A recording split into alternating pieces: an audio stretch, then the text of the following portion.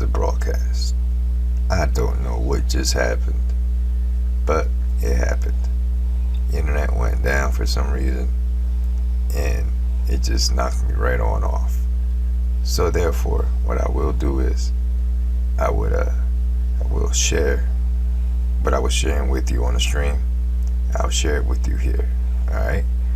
So sit back, relax, snatch you up a drink, get comfortable, and enjoy this interview by Mr. Chris McDonough from the interview room. Alright?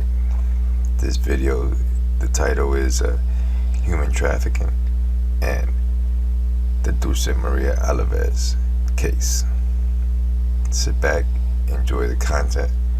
Let's talk about it in the comments section. I'm in there, and I'll catch y'all on tomorrow's live stream, and we'll discuss this whole situation. Alright? Enjoy the content. Peace. Copyright disclaimer under Section 107 of the Copyright Act 1976. Copyright disclaimer under Section 107 of the Copyright Act 1976. Allowance is made for fair use for purposes such as criticism, comment, news reporting, teaching, scholarship, and research. Fair use is a use permitted by copyright statute that might otherwise be infringing. Non-profit, educational, or personal use tips the balance in favor of fair use. I'm Chris McDonough, a retired homicide detective. I've interviewed thousands of people, from serial killers to ministers. Welcome to the interview room.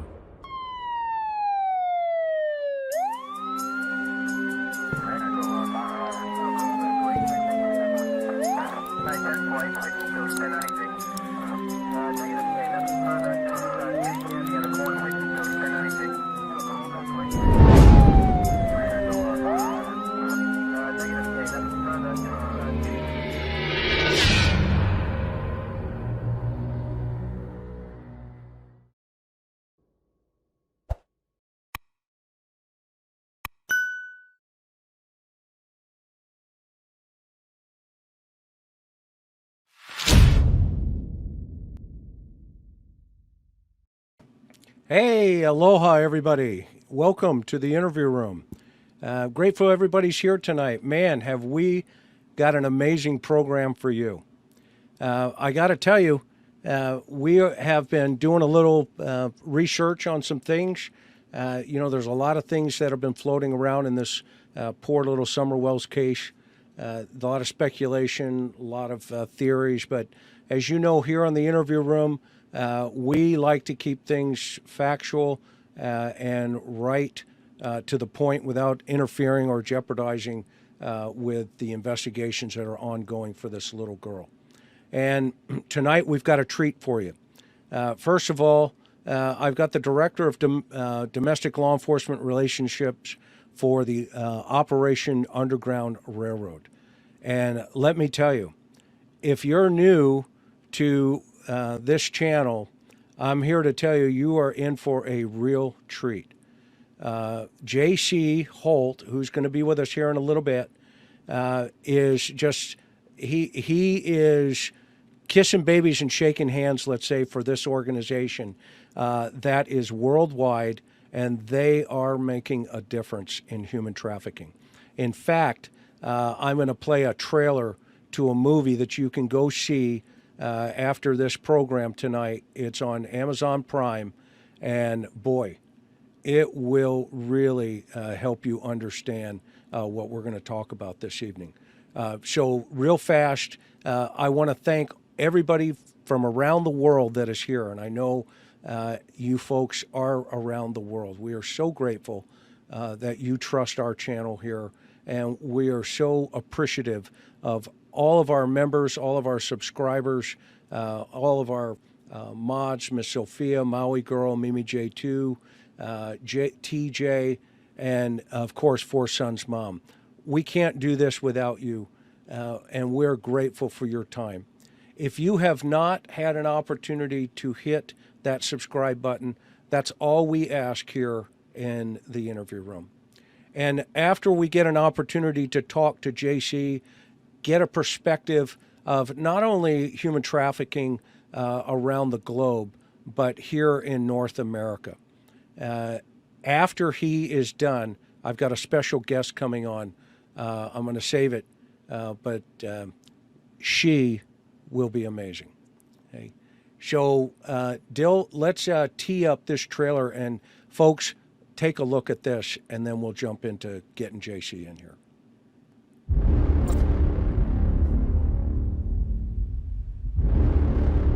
I never dreamed that I would work in Haiti. I didn't know anything really about Haiti until I learned about a little boy who was born in Utah, U.S. citizen, and was kidnapped in Haiti from his church, where his father was the pastor. I read about it in the local newspaper. I thought that I could make it into a U.S. case, and I couldn't because it wasn't. We had to leave our jobs. I had to leave my job because I just had to do something about it. We went to Haiti to look for his son. Yeah, it's right here. And we never found him. People weren't talking about human trafficking like they are now. And really it's because of the work and efforts by organizations like Operation Underground Railroad. It's a subject that nobody wants to think about or talk about. It's the worst part of humanity. Okay. Wow. And yet, we've got to do something about it. Please get on the ground right now. Get on the ground. Get on the ground right now. No problem. Get on the ground. Put that down. Get on the ground. Every 30 seconds, a child is sold. They're sold for sex, they're sold for labor, they're sold for organ harvesting, which is something we're now getting into. There's 6 million children that are forced into one of those 3 categories right now, and the world doesn't know. Not a lot of people know, but the profile for men who travel abroad to have sex with kids are American citizens. The U.S. creates the demand. The highest producer and consumer of child pornography is right here in the United States. Well, if you lost one of your children to one of these evil people, you'd do anything to get even and get your child back. I had a knock on my door one day. Tim said, listen, I really feel like I can do better leaving the government.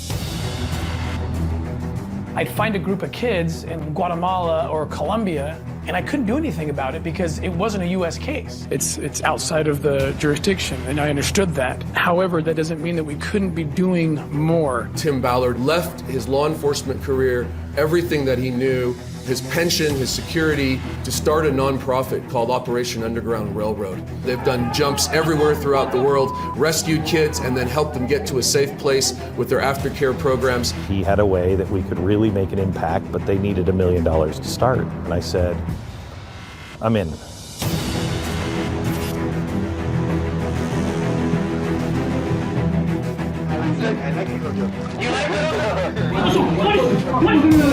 We had set up this operation that looked like it went flawless. We unfortunately got some very frustrating news. The traffickers were being released and that all the girls were released. They pay money to the right people, to the judges.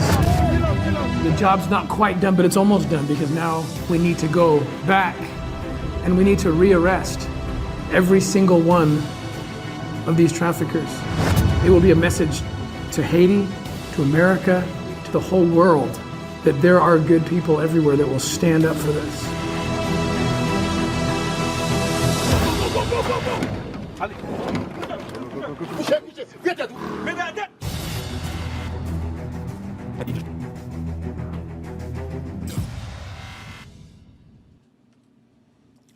Wow.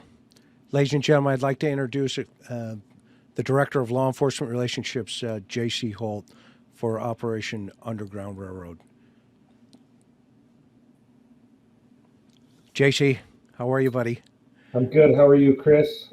Man, I'll tell you, just watching that trailer, what an amazing situation that you guys have been working. By the way, did you guys get the boy? I understand. I've heard different things. The boy, unfortunately, has never been found. No, that's the sad part of the story. The thing is the movie's powerful, and just the movement that it gives in this space and helping others that are impacted by this is just immeasurable. And so while it's a heartbreaking story, there have been good things that have come from that, specifically with our organization on just gaining drive and momentum to impact this space in trafficking and exploitation, which is just so rampant right now. Yeah, and knowing a little bit about your personality and Tim's personality, a bingo card for 1,000 that he's not given up. He's on a mission to find that child. Yeah, I mean, our organization, definitely we seek out the one, and whoever that one is. Unfortunately, there are thousands, but every life matters. Every victim matters, every survivor matters, and so there's plenty of work to be done, and we never give up. The company never sleeps. Awesome. Well, first of all, I'm grateful for your time. Thank you so much for being here this evening. Thank you. And you're just an amazing representative for your just the operation as a whole. And I love the reason you guys call it the Operation Underground Railroad, because operation just represents, obviously, to us former LE, that it's just an ongoing situation that does not stop. And you guys have some pretty high-end folks that come into those as operators that go undercover and buy children globally. So I'm just going to say a little bit about OUR, if that's okay. Of course, from my perspective, and keep me honest, number one, but first a little bit about JC's retired LE, 20 plus years in the business, and he worked for law enforcement agencies around Salt Lake. He was a probation officer as well. He has a wealth of experience in the child sex slavery arena, and when Tim and his team selects guys to be the out front for the organization, you get JC. He's an amazing human being, and we're just grateful to have him here. So child sex trafficking, and keep me honest here, JC, refers to recruitment, harboring, transportation, provision, obtaining, patronizing, or soliciting of a minor for the purpose of commercial sex act through force, fraud, coercion, do not need to be present for the crime to be considered. Your organization is a 501c3, and if folks want to donate to your organization, you're going to see their links down below, and we're going to also put it, our mods will put it into the chat tonight. The world experts you guys are the world experts in extraction operations, anti-trafficking efforts to bring an end to child slavery. Tell our audience this evening why this idea that slavery still exists across the globe. What's your thoughts on that? And I appreciate you saying that. I certainly wouldn't consider ourselves to be experts by any measure. We're just folks that are trying to make a difference. I think we offer great perspective into what it looks like in different places of the world, but there are so many other players in this space too that are trying. So we don't consider ourselves to be experts, but honestly, it just, that term is very broad, and it reminds me of my my law enforcement days of a legal definition. Of course, that is different in each country, and one thing we know for sure as an international company is that it's different everywhere around the globe, and there are different laws and there are different infrastructure types for law enforcement, and that's a tricky system to work within, to be able to navigate in that space and try to work. And so while we work in one region of the country or of the globe, and it might look a certain way, it might look totally different in another region of the country, but the purpose is always the same. And that is to get back to your question regarding the slavery. These are folks that we believe are enslaved. They have been led to certain situations under false pretenses that they would receive something else that doesn't come in return, and then they find themselves in a situation where they do not feel free to leave, or they are not free to leave. And that spectrum is literally all the way across the board. It could be that they feel they have no other place to go, all the way up to the fact that we have encountered folks that are literally enslaved and held captive to where they're not allowed to leave by force if necessary. Yeah, fascinating. So your team, I know, includes, obviously former CIA, and Tim was CIA, right? I mean, he started in the agency back in the day. He did work for a federal agency. It was not the CIA. Okay. But he started out in customs, and of course that agency has changed names a few times. Yeah. I believe right now it falls under Homeland Security. But it was, he started, and if you watch that movie, you can get some more history on Tim. He's an amazing man. It's a privilege to work for him. He's very passionate, and is just not the guy that you want looking for you, or that has your number in terms of just getting to the end of resolve of task. He's a very determined individual. But he started working. He was down on the border, working those cases around the border. Yeah. And so he did have a long law enforcement career of over 10 years.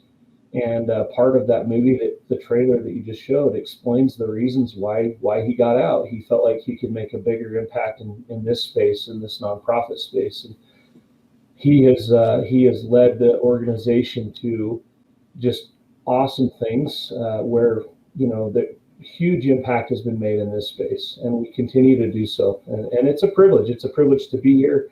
It's a privilege to be part of the work, to serve. Yeah, absolutely. In fact, I met, John, who was Tim's old boss years ago, and doing my career in Southern California,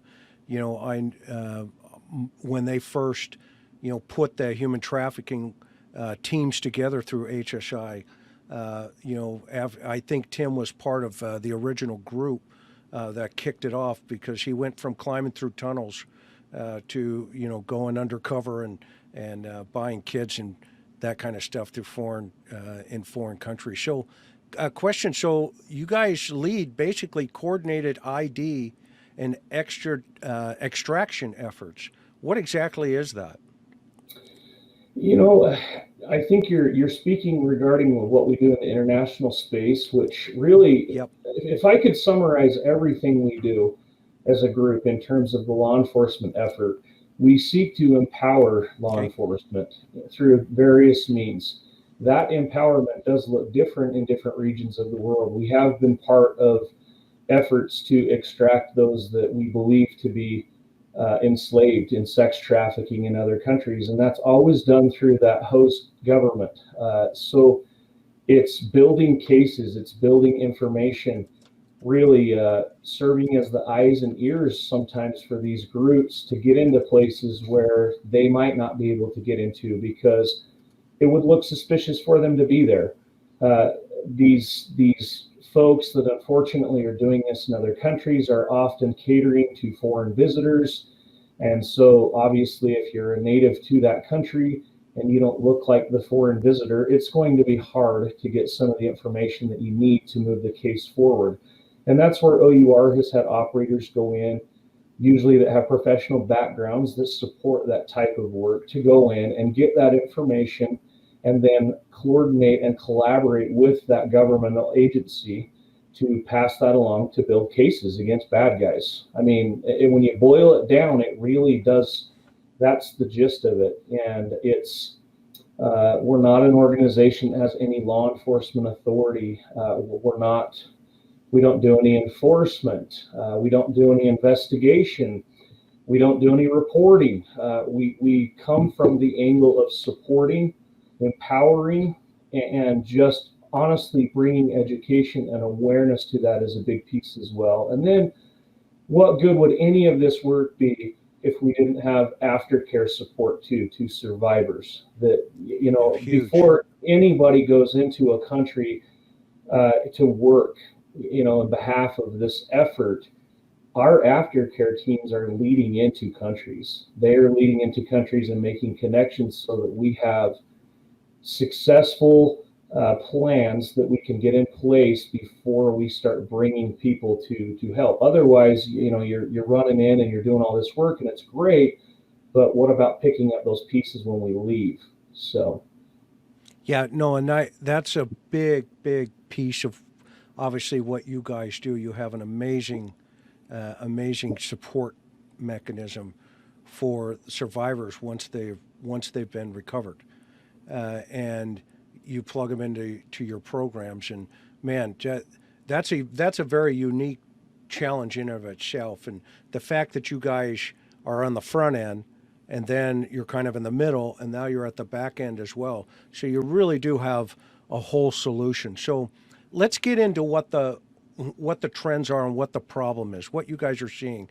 You know, I think there's an estimated, based on some numbers that I've looked up, almost 24.9 million people are trafficked around the world. Now, I was a vice detective from 1984 to 1986, probably before you were born. I'm teasing. no, not quite. I'm kidding. You know me, I'm kidding. I know, right? But so back in the day, obviously, you know, that was, you know, called a certain thing, right? And I want to be very sensitive here on YouTube, okay? But it seems to have been repackaged into the adult world, into human trafficking.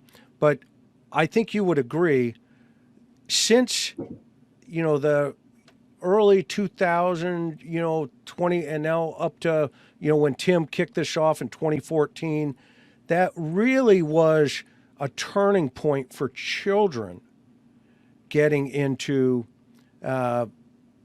becoming victims of this problem. So obviously, you know, I called you and I said, hey, there's a little girl by the name of Summer Wells in Tennessee, Kingsport, Tennessee, who has just evaporated.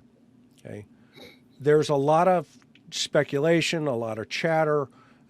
You know, her father has come out and said she just vanished. Her mother said she just vanished. Okay, so I wanted to approach the theory on whether or not this is a, you know, it could be something better or bigger than what we really realize. And I have my own opinions in relationship to the victimology from a criminal behavioral analysis aspect as to, you know, whether or not this is a, you know, somebody came up onto the property, or whether I've said from the beginning, everything is on the table.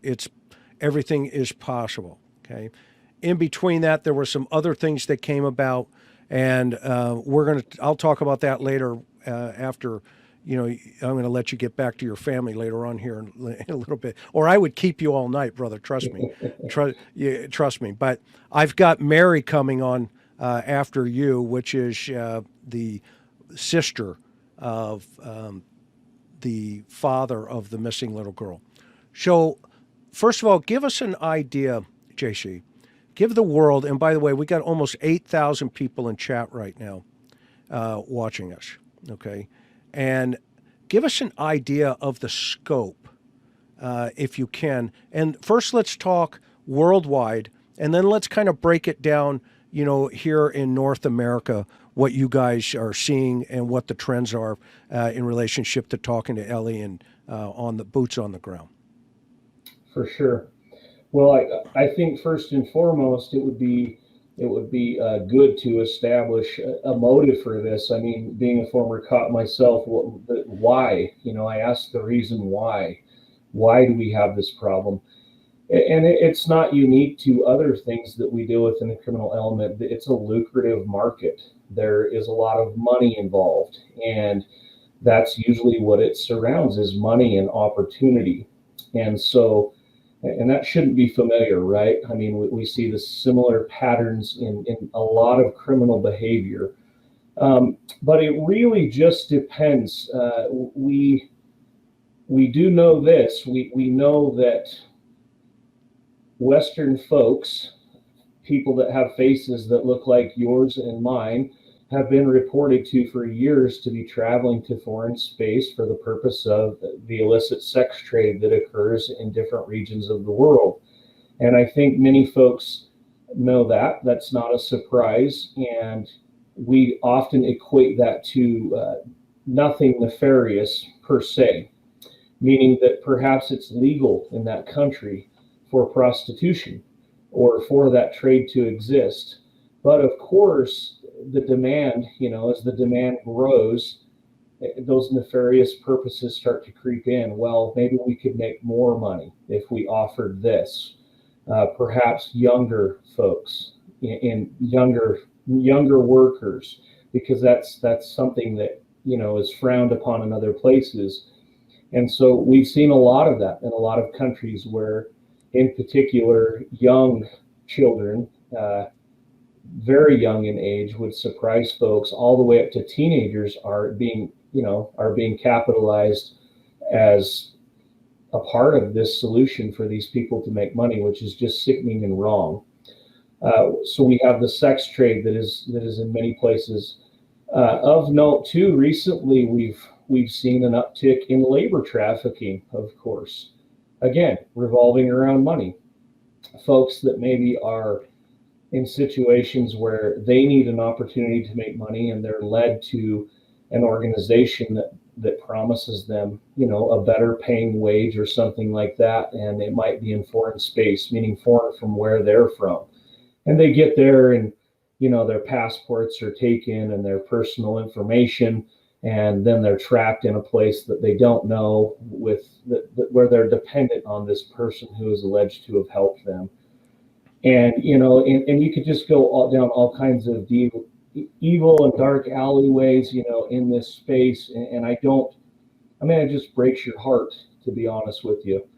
And it's different in different parts of the globe, but it's still the same. It's people that are just being exploited and taken advantage of for nefarious purposes, whether that be work, whether that be sex, whether that be anything. If there's a market for it, these people that want to make money are going to try to capitalize on that. I heard Tim talk about one of the new trends, which is really scary, on top of all the other scary stuff, is organ harvesting. Is that? Yeah. I mean, good grief! Help me understand that one, brother. I don't know that I can understand it. I mean, what a terrible thing if you think about it. It's just awful. But again, there's a market that's driving that, right? It's about money. It's about gain, and it's just really unfortunate that human beings are doing this to other human beings. I mean, atrocious. I think it's an issue that's so out there in terms of offensive that a lot of us just want to avoid the topic. We want to avoid the discussion because it's uncomfortable, and it just seems just so far out there. And it's not. I mean, we're seeing this. We're seeing this in our work as we try to empower law enforcement around the globe, that they're dealing with this. And you talk about North America, and I mean, I just got to say, I'm a super proud American. I think that we are just so blessed to live where we live. That doesn't mean that we're immune from some of the stuff in terms of exploitation and trafficking, but we also are not seeing things here as much as we might see them somewhere else, where perhaps law enforcement infrastructure is lacking, or where there are political strifes or issues with countries, with all kinds of issues. So in North America, it does look different than the organ harvesting that you speak of. It would be misguided to get on, and it would be misguided to get on and say that we're seeing that here in the U.S., because that seems really far out there. And we're not referencing the U.S. when I talk about the organ harvesting, but the sex trafficking, the labor trafficking, absolutely. There was a recent case here in Utah just a week ago where law enforcement agencies took down a labor trafficking / sex trafficking ring right here in the Salt Lake City area. If you Googled it, you would be able to read about it. It involved massage parlors. And there was an element of migrant workers being trafficked to get here to be the masseuse. And I don't know what led them to that work, that employment. I'm sure at some point in time, knowing what I know, I'm sure somebody pitched them to come to work saying, hey, we can help you out financially here. Maybe they got here and it wasn't something that they thought they would be doing. Maybe they came willingly. We don't know, but it's worth talking about when those cases come out. It's here. We see it. And if you talk to any cop that's working the street or that works in a vice unit like you did, Chris, they're going to tell you stories about this, about how they've seen it in their career. Yeah, what's interesting is, so if we take on a global perspective, and tell me if I have the numbers right here, because I read 24.9 people, 24.9 million worldwide, and about 2 million of those potentially could be children. Are those statistics, are those accurate? I mean, I've read those statistics as well. Again, we're talking about a number so hard to quantify, right? Sure, right. But we do know the numbers are high. We feel that it's a prevalent issue. We're not bashful in saying that we believe it's a prevalent issue. Obviously, we're dedicated to working in this space to help liberate those that are impacted by this. So there's an interesting study you may find. It was done by TBI, Tennessee Bureau of Investigation. Unfortunately, it was a 2013 study, so it's 8 years old, but I think it just kind of maybe gives us a little idea about that particular region. And I'm going to ask you about that here in a second. But here's what they said in the study, and it was done by the University of Colorado Boulder. It says, people often think that all child sex traffickers kidnap their victims, but in many cases, the children end up funneled into the system by their own families because of extreme poverty and or drugs or alcohol. According to Assistant Professor Ann Jeanette Rosgaga, R-O-S-G-A, Rosgaga, sometimes the children leave home voluntarily because of abuse or of other harmful conditions. She went on to say, the global sex trade is as much a product of everyday people struggling to survive due to dire economic straits as it is an organized crime problem. Attacking the crime and not the poverty is treating the symptom, but not the disease. Now, that is a really interesting, hypothesis. And because what I think maybe she's saying is drugs, alcohol, poverty are three precursors potentially for children, okay, to be into the, let's just say the SA lane, right? SA, okay, lane, okay. YouTube doesn't like us using, the actual word, so I just say SA.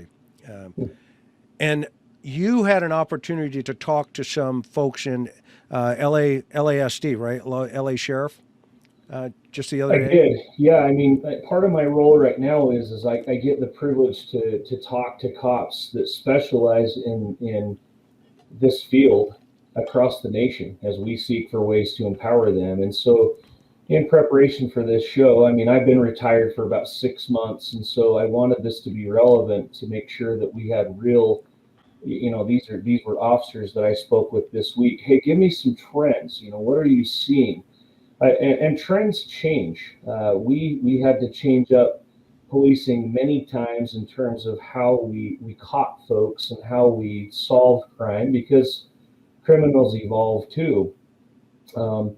But as you can imagine, in the U.S., one of the major trends that we see, it comes in the form of exploitation, and it's done through online efforts. And I mean, if you think about it, we live in a day and age where we are all walking around with what is the equivalent of a computer in our pocket, where we can search. We have all these social platforms social media platforms, and these are very popular amongst our teenagers in particular, and our children who are in that vulnerable age class of being able to make appropriate decisions with that type of technology. And as I spoke to three different detectives that specialize in exploitation cases and child SA abuse cases. I'll say that to save you hopefully from getting moderated on here. And it was always the same. The trend involves generally somebody soliciting these children, we'll call them children because they're under the age of 18, on the platforms that they're on. That might be a social media outlet. That might be a video game outlet where they're playing. They do classic grooming that we know takes place all the time. Grooming, just means they're making friends with these kids. They're becoming a familiar staple in that platform that they see. And, generally they start complimenting these kids. Oh, you look beautiful in this picture. Or, oh, you're really good at this video game. I love it when you're here playing. And then they start asking for pictures and things like that, and it starts slow. And the trend that they each told me that they're seeing now is this trend of giving gifts, where they tell the kids, I'm going to send you a gift, and they may send them an Amazon package or something else. And then it's almost like a front, like they want to give them something. And then they ask, send me a picture. And of course, those pictures happen and go. And then now, like I would just use the example that one detective gave me. He's working a case where there's a 14-year-old girl who started down this path with an offender somewhere, who is now being exploited, and she had sent a topless picture to this individual. And of course, after that happened, and after there was some back and forth with that, now she's being told, I'm going to send this to your whole family. I'm going to send this to your school unless you do this for me, which usually involves more pictures, more abuse, or money. And we have adults that are getting exploited the same exact way. I mean, when I was a cop 6 months ago, I retired in a supervisory role, but often my team members would have cases like that they would bring in, and they would say, this woman started chatting with this person online. She started sending him pictures, and now he's exploiting her for money and threatening to send it to her work and her, and these are the grooming things that they figure out. They get to know these kids to where they can really leverage them in that position where they have something over them. And I mean, it's terrible. And the officers each spoke with me and said that they find it astounding that parents are not questioning when a package arrives on the door, like, hey, who did this come from? Maybe the kid has a credit card and that the parent lets them use, and they just order stuff as they need it. I mean, this is the day and age we live in. I mean, you can get anything online shipped to your door. And it goes from that extreme all the way up to meetups, of course, where abuse occurs, where kidnappings can occur. It goes into the dark alley of production of this type of material to distribute to others, which has money involved. And it's crazy. The one detective that I spoke with said that, 15 years ago, they may get just a couple of cyber tips a month, right? He told me, I talked to him yesterday, 2 days ago, he is 112 cyber tips in the hole right now, meaning that he's 112 behind to investigate. He works for a small agency. It's he and a couple other team members that focus in this area. So what that means, and Chris is shaking his head because he knows he's not going to get to those 112 cases. That's so much work. And so it's just, it's crazy. The connection that I had in LA County said that gang members and gangs are getting involved in this business now because there's money in it. They're leveraging social media to do it. There's international connections where we have people in the U.S. that are chatting with people overseas that are paying them money to put their kids on cameras. That, again, not my theories. This came right from officers I spoke with this week. And so it's astounding, to be honest with you. And I think it's a subject that most people don't really know the magnitude of what's out there and what our cops are seeing across the nation. Yeah, it's pretty interesting. Reading this study, one of the other things that it pointed out here, it says kids whose parents, and this is, by the way, if you're just joining with us, I have J.C. Holt here from Operation Underground Railroad, and their link's going to be in our chat here. And I'm reading from a study from TBI, Tennessee Bureau of Investigation. So what I'm reading here, you can go online. It's going to be below when we're done with this live, so you'll be able to click on it there and go read it. But here's one of the really interesting points that TBI discovered. It says kids, and this is a quote, kids whose parents abuse alcohol or drugs are 3 times more likely to be verbally, physically, or sexually abused, and 4 times more likely to be neglected, according to this recent TBI study. Now, you and I know that, we've seen a couple of things in our time, right? And what's really interesting is back in, by the time it was over, it's 1995. I coined back then the emergence of the white-collar intellectual predator. Okay, and in fact, when I was at an ICAC conference with John, and by the way, the Northwest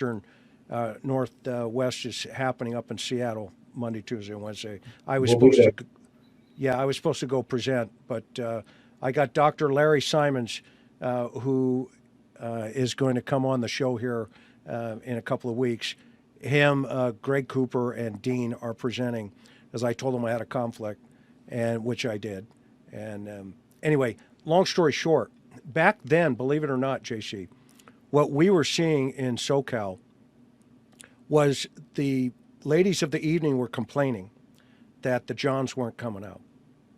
And this was 1993 is when we first started hearing about it, because in San Diego County, we had 43 body dumps. They were out off of Interstate 8 and Interstate 10, and they put together the San Diego County Homicide Task Force. This was late 80s, early 90s. Okay. Long story short, we discovered that the internet kicked off in 1993. And so we had 6 kids at that time in San Diego County who were victims of homicide. And so the question was, did the suspect change their victimology? Okay. Was this suspect going from those types of women to children? That was just the big question mark. Okay. So I was tasked with interviewing some folks. And so guess what we discovered collectively was the number one complaint, right? That the guys on the street that were coming out at 2, 3 o'clock in the morning now were more violent. Okay? And as a result of that, the girls were getting violently hurt, strangled, that kind of stuff. And one girl rolled out, and I can say her name now, Frederica Goldstein is her name. Okay, we should call her Freddie. Okay, and another one who actually ended up, Valisa Ray Joy, who ended up a victim of this suspect. Here's where I'm going with this. That was then. Okay. Now fast forward to what you guys are dealing with, and when I saw some of your guys in Boise, I think a year or two ago, whenever you guys did the operation in Peru, I think it was, or something like that, down in South America. Anyway, John brought me in and long story short, I was talking to your guys, And I was blown away. I was absolutely blown away. You dropped off just for a second. I was 100% blown away by what I was hearing. And so now, fast forward, okay, to what you guys are dealing with.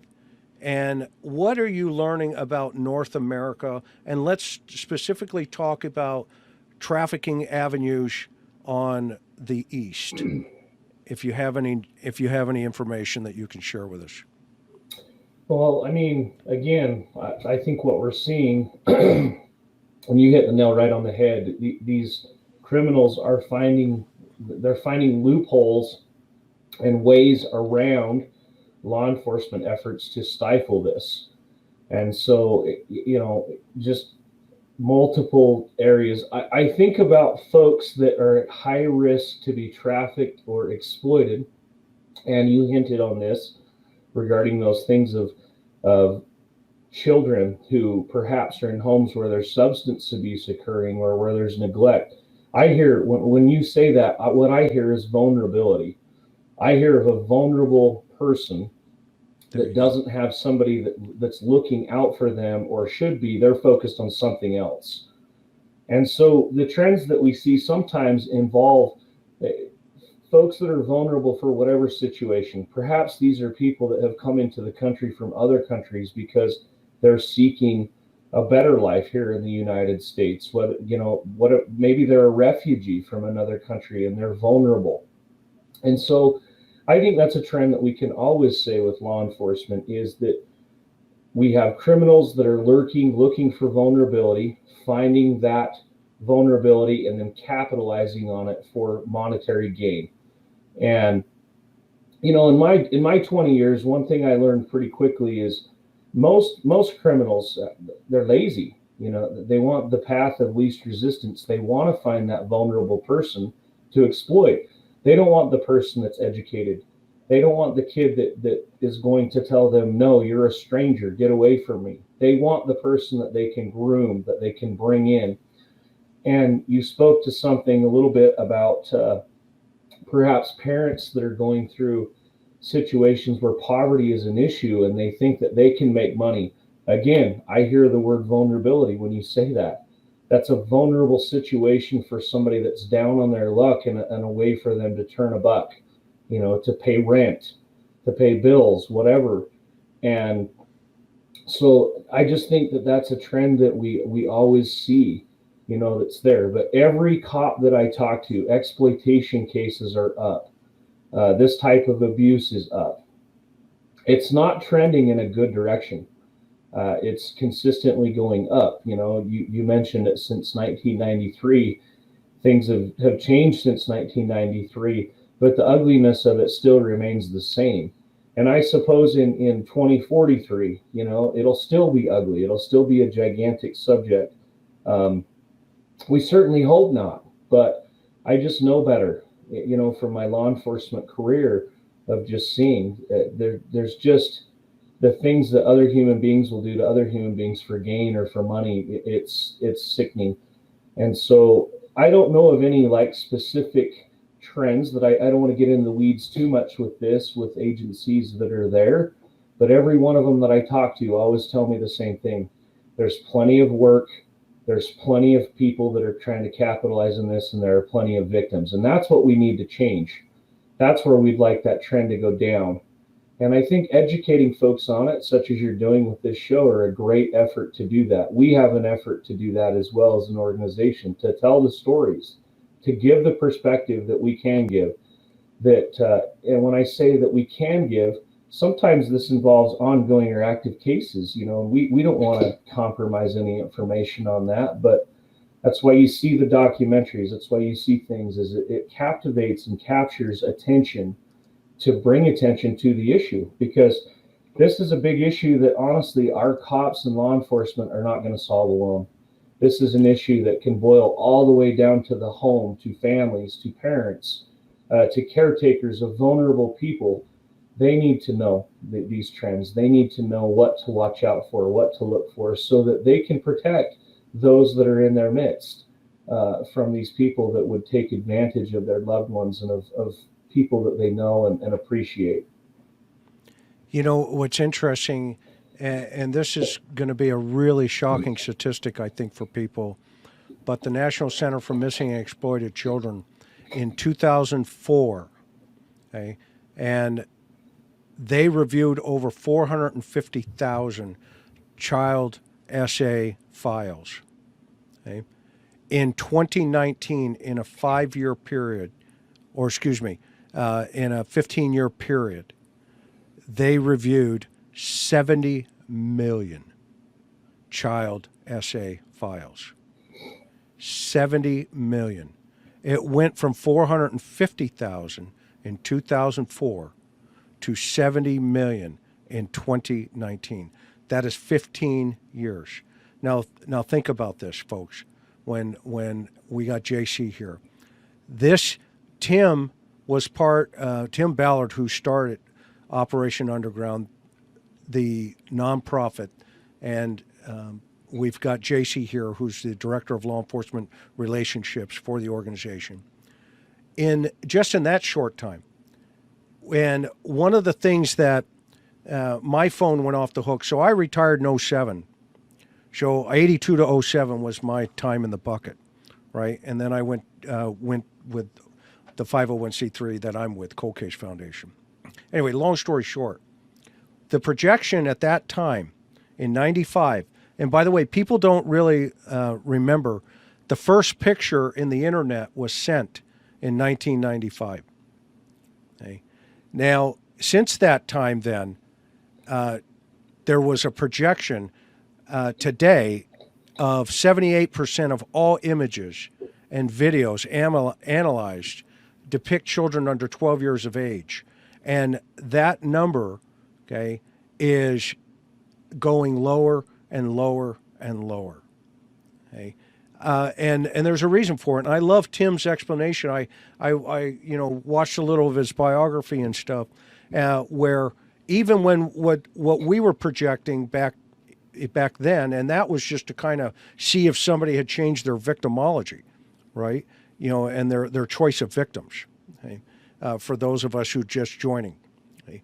And back then we saw that as the internet started to expand, the individual who would choose to be in that game was forced, if they didn't have the intellectual paralysis, to compete with the doctors, the lawyers, all of these intellects who were getting into these chat rooms and looking for that 14-year-old, 13, 12, whatever, okay? And they were competing with that other guy who used to be on the street, and we used to call him the trench coat guy, and you know who I'm talking about, JC, right? That they're usually not, they weren't usually the sharpest tool in the shed, and the Wesley Allen Dodds of the world, okay? So these guys had to have a place to go. And what the projection was, and the hypothesis and the thought process was, where are they going to go? Well, they're forced now into a voyeurism role. And at some point, that fantasy fuel has to be expelled onto the street, okay? Because they can't compete in the rooms, okay? That was the guy that the ladies of the evening were complaining about. It was a marketing problem, okay? And as a result of that, we started to see trends start to kick. In 1998, my phone went off the hook, and that was right after the Dateline NBC To Catch a Predator showed up on the scene. And you had brain surgeons, you had cops, you had judges, lawyers. They were all showing up at the front door for that 14-year-old, etc. Today, you guys are seeing stuff that I can only imagine what's going on.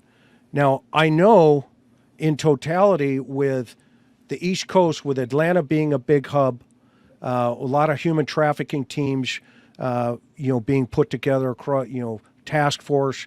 In Tennessee, they took down, I think, 18 guys in Spring Hill, Tennessee. Most of those victims and survivors were older, teenagers, forced into, inappropriate behavior by these thugs. But in this particular case, I'm wondering what you guys are seeing more prevalent out there. What is the most prevalent type of problem are you guys actually running into? And then I want to talk about all the great things you're doing in terms of donating dogs, and talking a little bit about how you're throwing curveballs at bad guys. Okay, so take the first question, and then we'll hit into the second concept. Well, and then I'm assuming you're talking North America, right? We want to stick North America. Is that what you mean with this? Okay. Sure. I think one of the trends for sure that we have to mention is just the uptick in child pornography. It's so prevalent now. You spoke to many points here that to me are, there's direct correlation, and I think there's correlation that sometimes we don't see. For example, and this bleeds over into international space as well. You have the person who's obviously secured an appetite for themselves to participate in this disgusting behavior. They didn't just wake up one day and decide to do this. So what fuels it? And one of the things that Tim talks about a lot, and I think he's spot on, and I would echo this, is the pornography industry, in terms of its accessibility and just it's readily available to everybody, and the variety of it just continues to increase. And of course, you start going down deep dark alleys with that, and it's not good enough anymore. And you're right, the person that you talk about can't satisfy the appetite anymore, and so they go to the street. And they may go to places where they know that they can participate in that on the street, and then that's not enough. So then maybe they travel to foreign space, meaning international space where it's more acceptable, or they think they can get away with it. And we see that trend. But the child pornography is huge. I was talking to a large Western metropolitan area, not in California, but close by, and the agents that work there on that were telling me they were doing 2 to 3 search warrants per week on deep web investigations, where they're doing back end work on IP addresses and everything else to go in and recover child pornography from perpetrators. And that's just what they're getting to. And so I would imagine as they're mining for that information, that there's a wealth of it out there. So one of the trends that we see is definitely that it's on the rise. It's a very lucrative market for those that are involved in it, and it's a very underground network in terms of these people trade and exchange images amongst each other and share that ugly rapport with one another, that they're into the same things. So we definitely see that. They would always say that, and it's a hard thing to fight, because this is crime that is occurring from people's living rooms, right, or their bedrooms.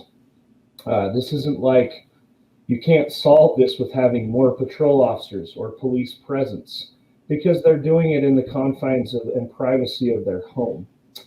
And that is particularly challenging for law enforcement officers, because we're out in the field. I say we, I'm not there anymore. You can tell where my heart is still, is with those officers that are doing that. And that makes it just particularly difficult for them. So that was the first point.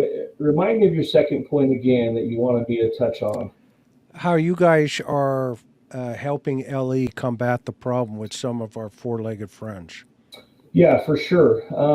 Obviously, we have a renewed effort at Operation Underground Railroad to just empower and help law enforcement in the United States. It's not new. It's something the organization's been doing for some time, and we do that through a variety of means. But what Chris is referring to here is we have a program where we have established a good relationship with an individual out of the Indianapolis area that trains electronic search dogs, ESD canines. And it's amazing the work that these dogs do. It's so amazing. If you've ever had the chance to watch a police canine work, it's amazing anyway.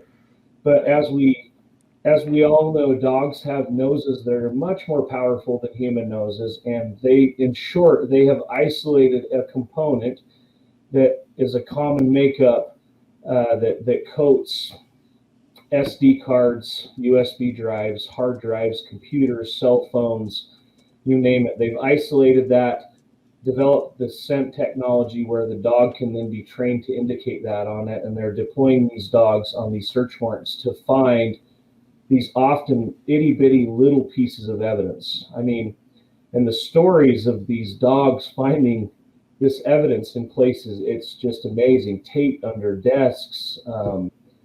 We've had cases where the dogs have found little SD cards in wall outlets where you would plug a plug in, officers can find these things too, but can you just imagine the amount of time and Chris, you've been on the search warrants where you're looking for something and it's hard. It's the worst part of the warrant is you get in there, you want to make sure that you don't miss something.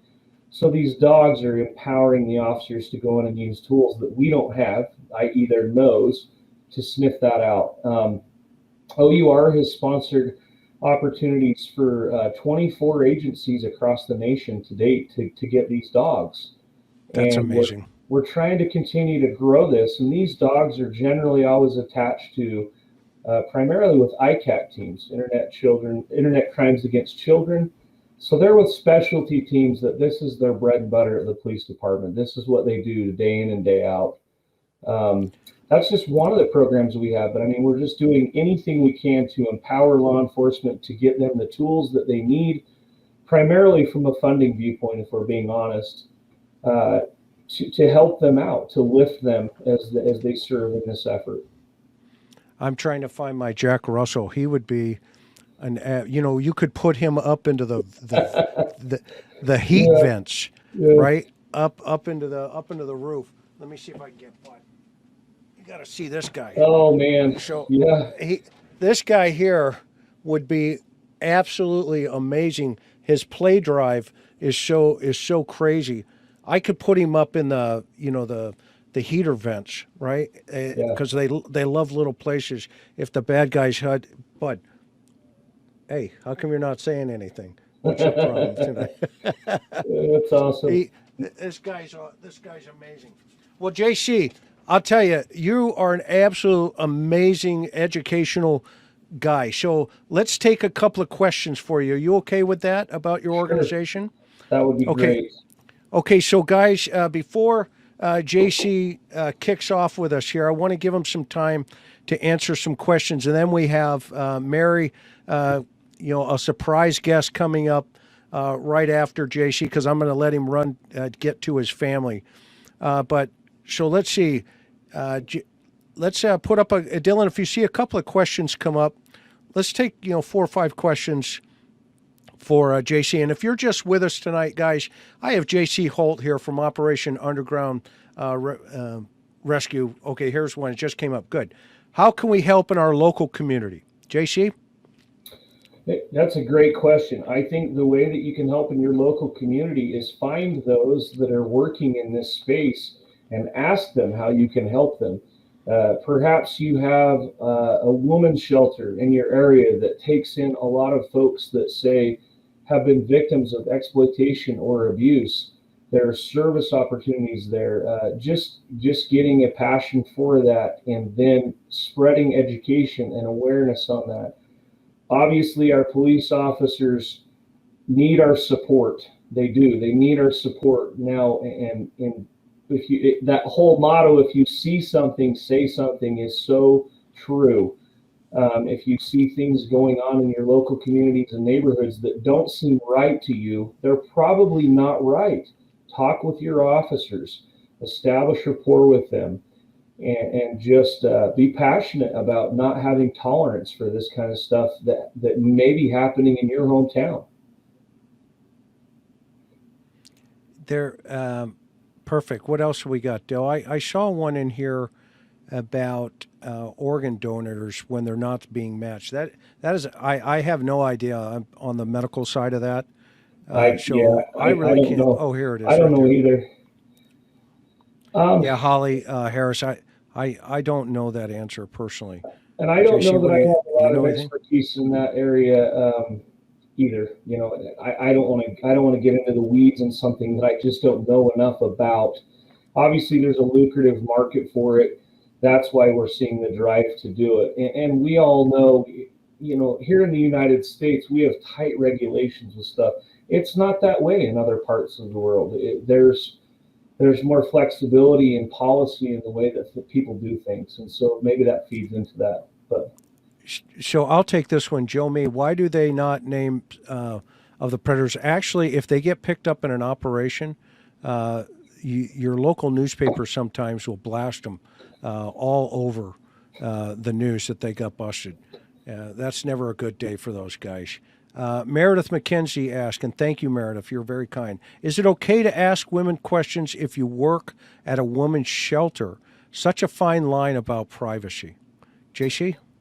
well, I do know a little bit about this. I spent many years as a domestic violence detective working with women's shelters, and there are privacy things there in terms of getting information from them that you could then turn over to police. Of course, violates some anti-privacy clauses. However, there's so much more that goes into this with helping people rather than just reporting it to cops. I mean, if you work at a women's shelter, I would say that it would be great for you to try to gather as much insight as you can to help whoever is in that shelter. And, you know, if they've been trafficked, if they've been exploited, there are different avenues of treatment and ways to explore that. And of course, that might not be able to, you know, we might not get information where we can pass that directly on to law enforcement unless they give us permission to do so. But just educating them on the importance of getting that in the hands of our law enforcement can also be very empowering to law enforcement, because, you know, they're not in a position of getting all of the information. Sometimes many of these folks don't self-report.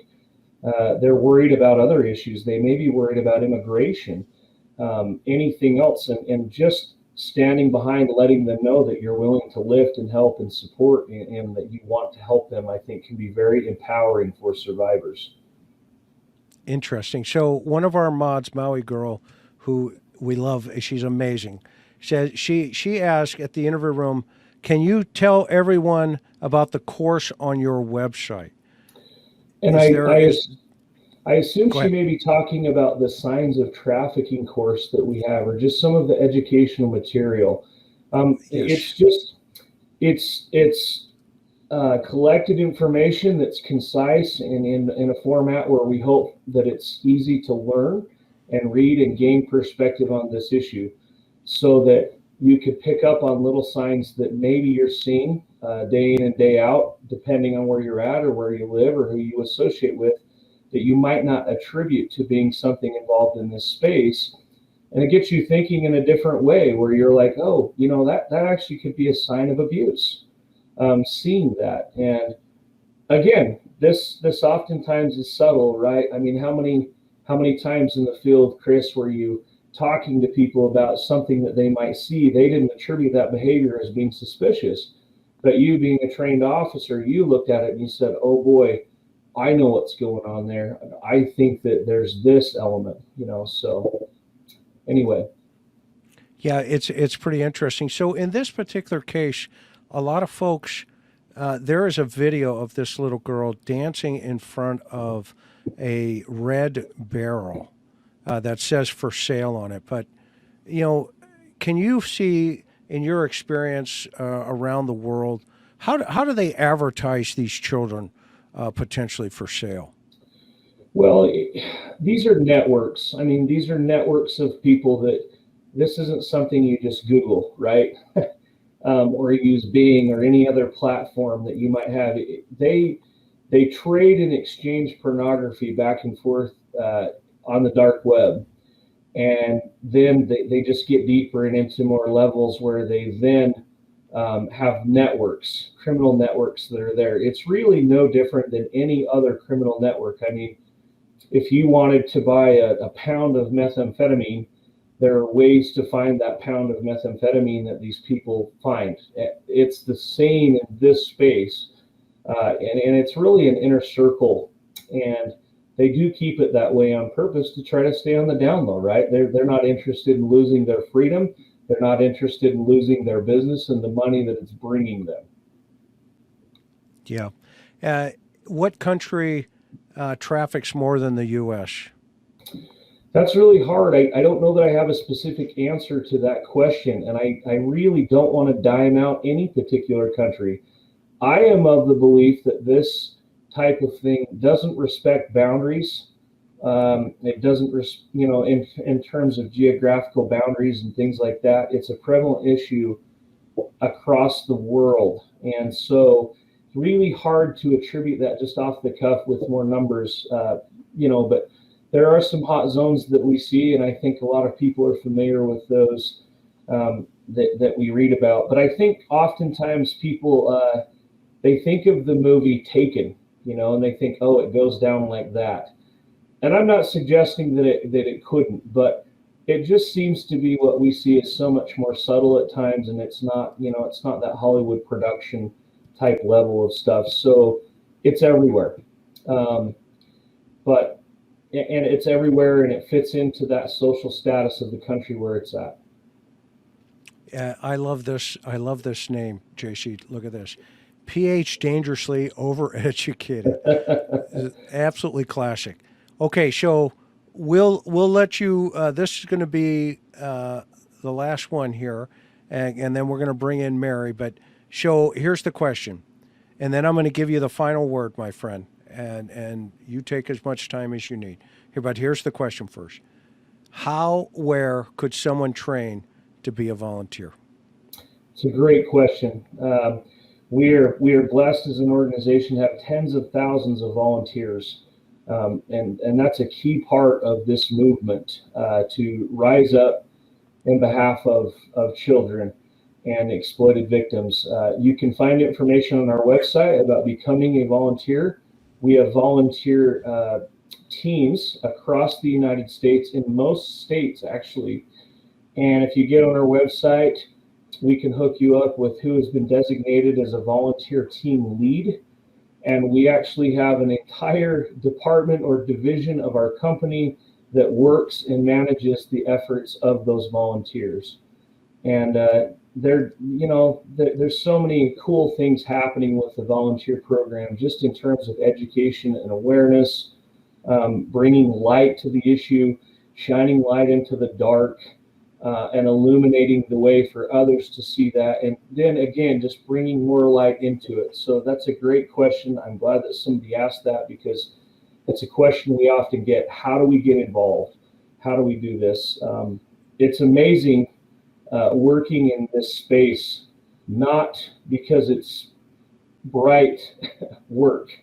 It's ugly, it's dark. What's amazing about it is the passion for people have to fight against it. It's a universal passion.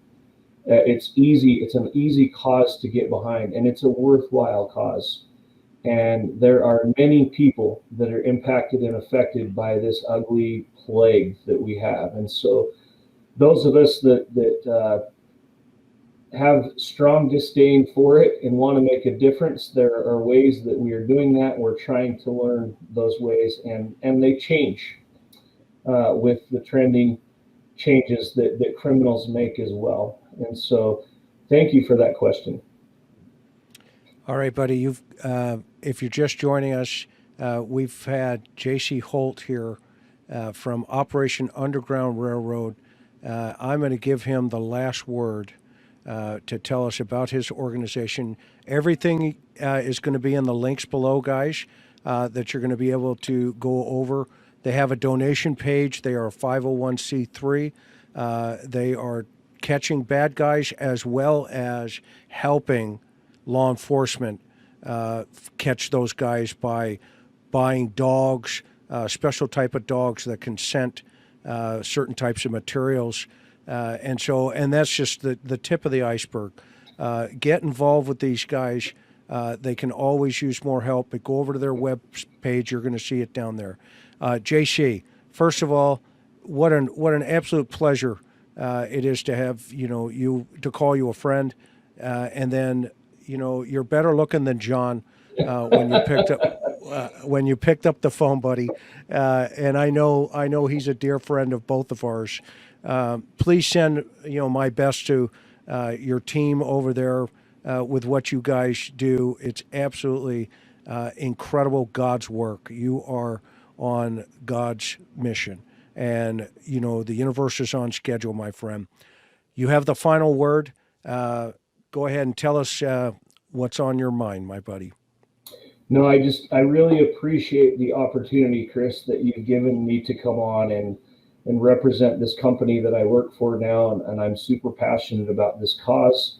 I do think there is a lot of hope moving forward that we can make a difference and impact this space through storytelling and offering perspective. When I say storytelling, I mean just that, not making things up, but telling accounts of what we see and what we know that has been proven in criminal cases and stuff, to educate folks on this, to shine a light. And like I said, this is not a problem or a situation that any one group is going to be able to fight alone. It's going to take a universal effort, which means our law enforcement officers, those that are in the aftercare space, that are working with survivors, family members, parents, moms and dads and grandmas and grandpas and brothers and sisters, and just everybody in the human race to just stand up for those that are enslaved to this type of terrific, this prolific abuse that we see. It's a terrific cause to be involved in, and we are interested always in sharing our perspective on it and engaging other folks to get involved and empowering those that are involved. And it's a great opportunity. We just thank you for the chance to come onto your show and just talk about it briefly. And I hope everybody is having a good Sunday evening and that they had a great weekend as we start a new work week tomorrow. It was a very reminiscent week for America, with just 9/11 happening and thinking over some of those sacrifices and looking at the world 20 years since then. And it's been a very reflective week. So I would just challenge anybody that might have been listening to this tonight to reflect on this issue and educate yourself on it and see what you can do to do better, to be better. And that could look different for everybody, but that's how we'll make an impact. That's how we'll make a change. And that's what we aim to do here. Outstanding. Well said. Well said. And so thank you so much for everything, for coming on. I'll circle back with you, and we'll catch up after this. I'm going to bring Mary in here for a minute, and I'm going to let you meet Mary real fast. Hang on. Miss Mary. Hi. How are you? Good. Meet JC. He's on the hunt for a bad guy. Hi, JC. How are you? I'm good. How are you, Mary? I'm doing great. So Mary is a survivor. JC. And she's got a case going there in Utah. Well, I'll talk to you offline about it, my friend. Okay. JC, thanks again. I'm going to cut you loose, buddy. Thank you. God bless. Okay. Mary. Yes. How are you, Chris? Good. I can hear some echo. Do you have something else on? The YouTube channel or anything? No, not that I know of. Okay. Is it still echoing a little bit, or? Nope. It just stopped. Oh, okay. Well, yes, it is. It's still. I love it. We had this problem with Teresa. No problem. Yeah. So sometimes if you have the YouTube link open, it's playing back through the speakers. Oh, you know what? I think I So- might. Hold on a sec. Let me see. Okay, no problem. Take your time. No problem. Take your time.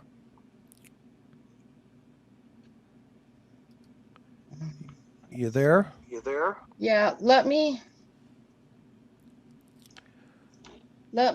go. Mary, she's so cute. Guys, what was that fascinating or what with Operation Underground? We're waiting for Mary to come back in here. I'll tell you, man, oh man. This is some really interesting things happening around the world here with this problem, and we'll get into it a little bit more here as we have a little chat here with Mary. She's got a lot to talk about tonight, and so we'll just give her a couple of seconds.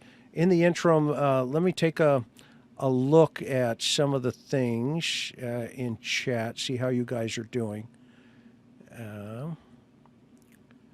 Let's see here. How bad is trafficking in Tennessee? You know, that is a great question. So just to let you know, TBI just put together a human trafficking task force. So we can get into that here in a second. Okay, so that's probably just me, Mayor. Okay, is that any better? Or? You know what? It's okay. Okay. Can you guys hear an echo? Put a 1 in there. If you hear an echo, 2 for no. And if not, then it's just me. Can you guys hear me? Okay, we got half. I got 1. So that means yes, they're getting an echo as well. It is an echo. Okay. So sometimes that happens when you have links open somewhere outside of StreamYard. Is that any better? Testing? Is that any better? Nope, it's still coming through. So let's see. Chris is, but Mary isn't. Exactly. Yeah. The mic. What's happening is we're hearing it backwards. Yeah, it's not coming through my mic here. So let's do this. Do you have earpods in? No, I don't have any earpods. No problem. I'm gonna mic out as you talk. Is that okay with you? Yeah. Okay, perfect. So, first of all, let's catch up. How are you? I'm doing great. I'm doing great. Awesome. Now, we had a chance to talk earlier today.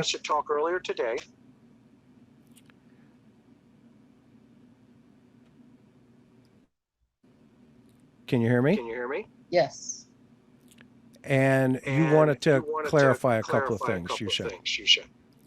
Yeah, I did. The other day, Donnie was on another YouTube channel, and he was saying a few things that I just wanted to clear up. And I'm not really quite sure why he was saying them things, but I just wanted to clear up that it didn't happen. He's been calling my dad a lot. I'm not quite sure why. My dad's been calling me.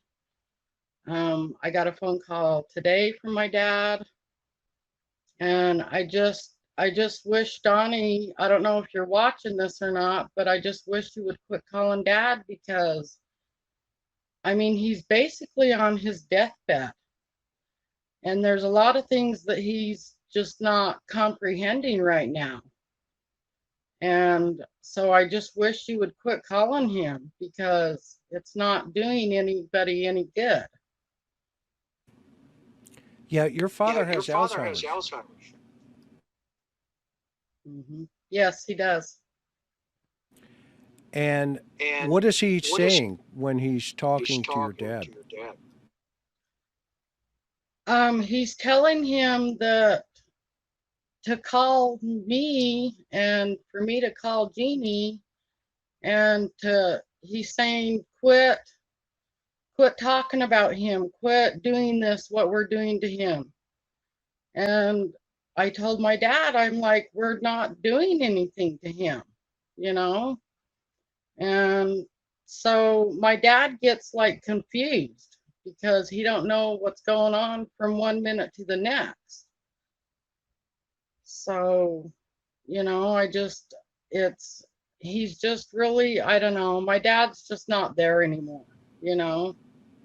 And my mom just keeps calling me and she's like telling me, well, you guys have to quit doing this to Donnie because, you know, it's making him crazy and stuff. And it's like, well, we're not doing anything to him, you know? I mean, I even told my dad the last thing we did was went in and pressed charges against him. That was like a week ago. So, you know,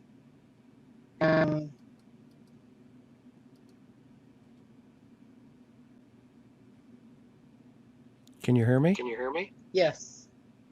So, hang on, I'm going to mute your. Oh, there you go.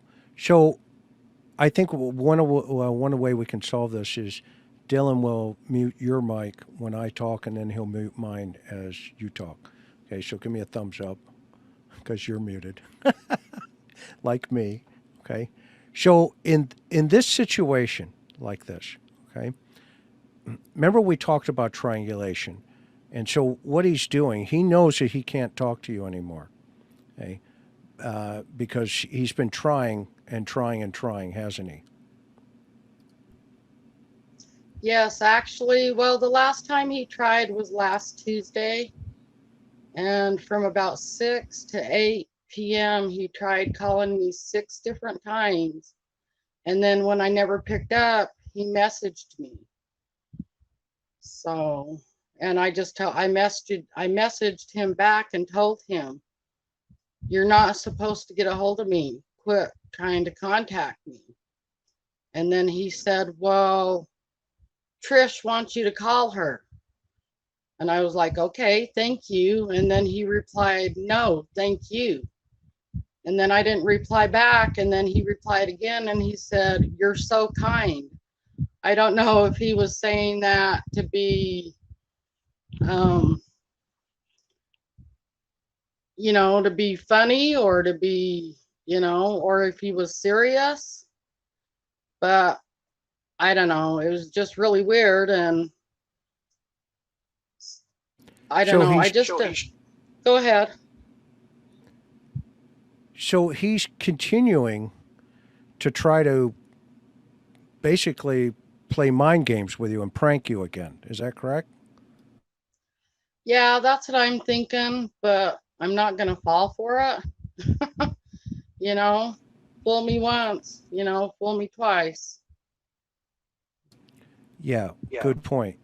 So make sure you tell your detective every time you get an email, every time you get a text message, every time you get a phone call, because every time that happens under that Utah statute is harassment, and each time can be a single count, which, let's say he calls 5 or 6 times, because you're a survivor of SA and a victim at his and his 2 other friends' hands, okay, every email he could be charged with a single count. So if there's 5 emails, that's 5 counts. Each one of those counts has a sentence behind it. Each one of those counts is a felony, okay? And as a result of that, okay, those 5 counts can turn into a long time in, you know, the system, okay? So make sure you're documenting and make sure you tell the detective, and I know who you're working with, okay? So make sure you tell him that this keeps persisting. Okay? Okay, I'm going to mute out now. Tell me what your feelings are. Yeah, I actually talked to the guy who's working on my case, and Roy just he called me like 2 days ago, and I actually went over some stuff with him, and also because I wanted to know how things were progressing. I usually call him about once every 3 days or so to keep up on it, to see how things are going. And so yeah, my mom and dad keep telling me to call Donnie, but I can't. So Correct. And so I'm going to have somebody on my show this Wednesday night at 8 o'clock, and her name is Josephine, and we're going to connect you with her. Okay? She is a victim's advocate. She is the real deal. And she's coming on my show Wednesday night for a live at 8 o'clock Eastern this Wednesday. It's going to be a special presentation. Okay. And as a result of that, what she does, her daughter was a victim of a homicide in San Diego County. And she's written a book because he is on the U.S. Marshals most wanted list, the suspect.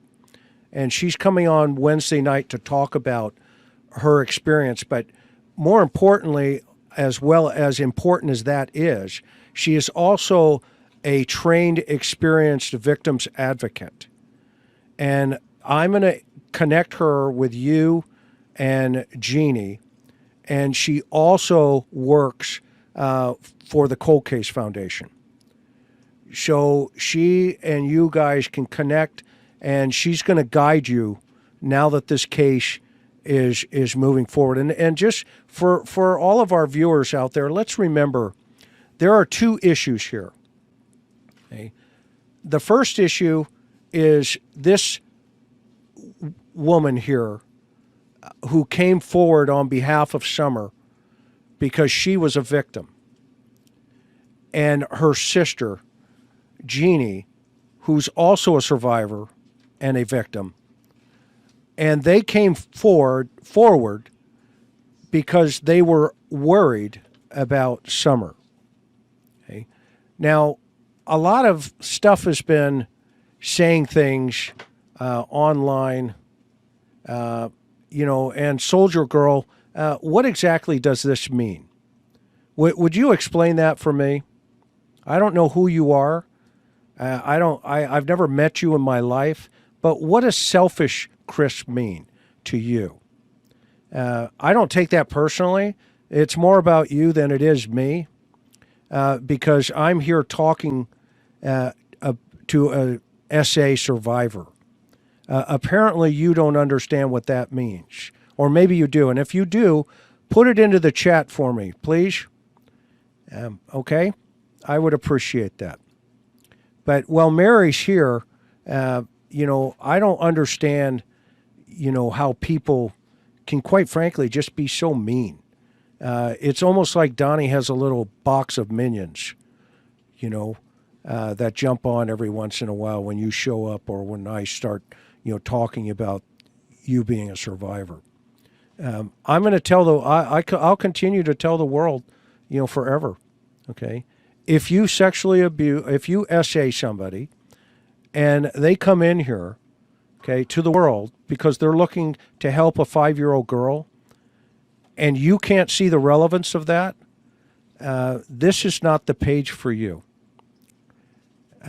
This is not the page for you, i.e. this channel, okay, at all. And now people are going to defend her. So good, defend her. I see what it says, selfish. Maybe that's about Don. I'm not sure.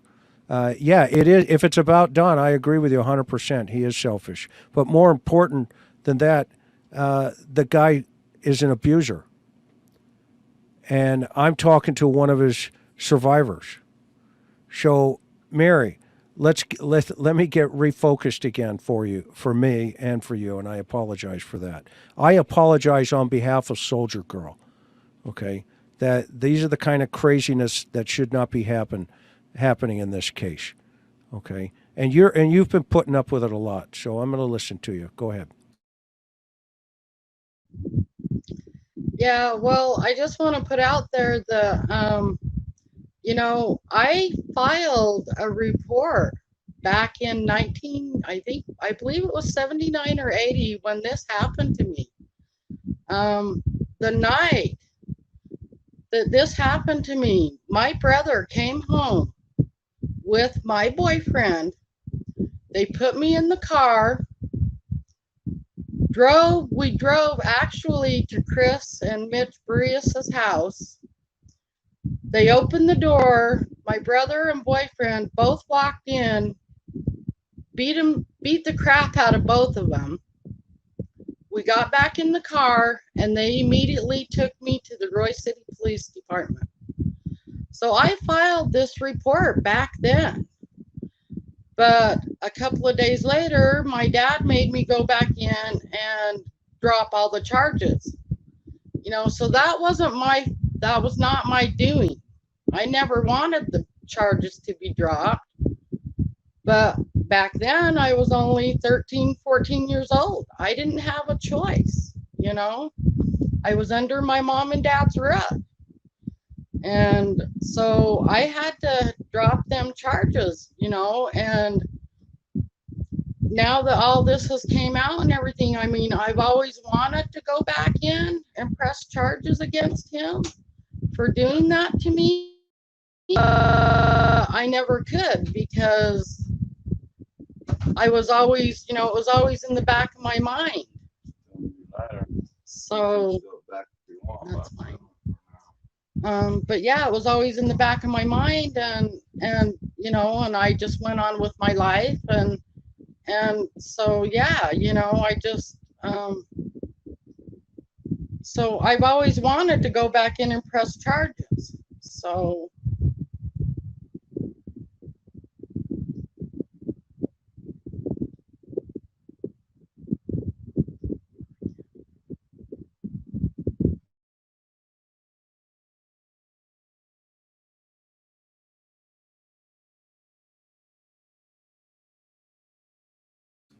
you chose this case. I think people need to understand, and it's important to remind everybody that you and Jeannie came forward. Actually, it was Trish who came forward and put it out there, and you were right there with her, and not because you were trying to say, hey, I've forgotten about this, but more importantly, and correct me if I'm wrong, you had the courage to come forward and say, look, this happened to me. Okay? And what was your motivation with that? I know what it is, but tell the world, because you're one strong lady and so is your sister. But tell the world.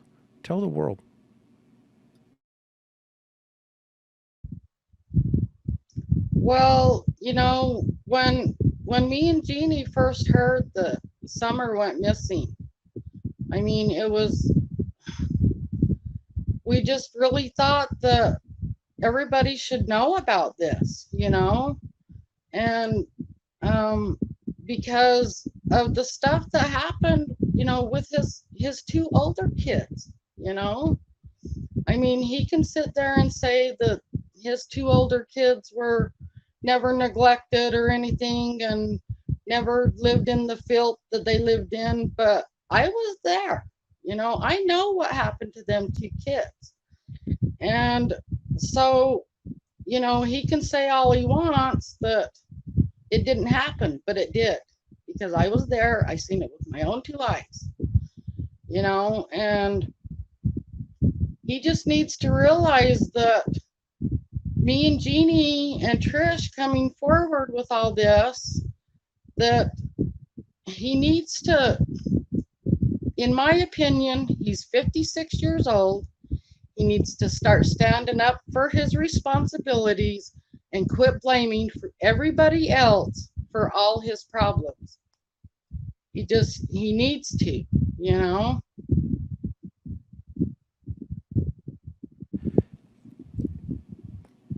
What have you heard? You said you heard some things on some other platforms out there. What are some of the things that you've been listening to that, quite frankly, if there was anything that you've heard about him taking responsibility, what's true and what's not true? Let's get that out there. And by the way, if Soldier Girl, I apologize to you if that was a misunderstanding. I'm seeing the note here. I'm sorry. I thought it was something else, and I jumped to a conclusion. So forgive me. I did not. I didn't understand exactly where you were going with that. So I'm sorry. But Mary, so I think you're one strong person, and you've endured a tremendous amount over the last couple of weeks, quite frankly, right? But what are some other things that you talked to me earlier about that maybe there's some other things that are being said that just aren't truthful? With that, a couple days ago when I heard him on that other YouTube channel, and he had brought my ex-husband into it. And I don't know why he's doing this, but he's like, oh, well, Russ raped my sister. There needs to be charges against him. That is totally not true, okay? Me and my ex-husband, we were boyfriend and girlfriend back in our teenage years, and we had split up for a couple of weeks. Well, during that couple of weeks that we split up, he started seeing, and they dated for a couple of weeks, and then that kind of went sour, and that's all there was to that. There was no rape involved in that. It was just they decided they wanted to get together for a couple of weeks, and that's what happened. And then they split up, and then me and my ex-husband got back together again, and had kids like 6 years later, and had a family, and that's what happened there. And Donnie's sister even came over to my house back in the 90s, and she wanted to apologize to me for doing what she did to me back then, because we were really close. We were really close sisters back then until all that happened. But there was no rape involved in that. It was just things that happen when you're dating, and they got together and for a couple of weeks, and that was that. So I have no idea why Donnie even said that, but I just wanted to clear that up. So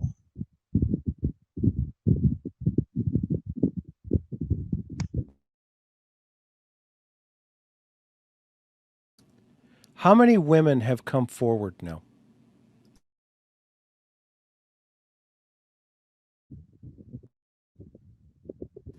You were muted. I'm sorry, Chris, I couldn't hear you.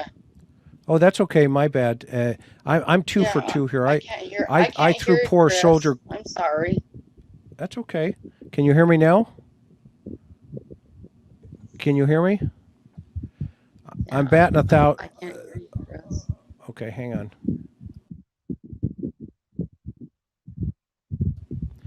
I'm batting 1,000 here, kiddo. I threw poor Soldier Girl. The next thing that will happen is Karen will come up here and knock me in the head and say, "Listen, knock it off." Sorry. Okay, hang on for a minute.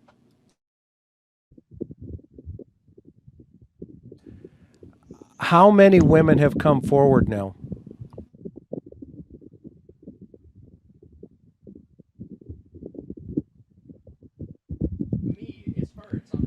Can you hear me now?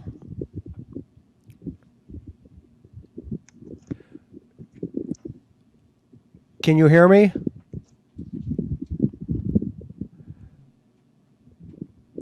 Mary, can you hear me? Can you hear me? Okay, go out and then come back. There you go. Okay, I think she just went off.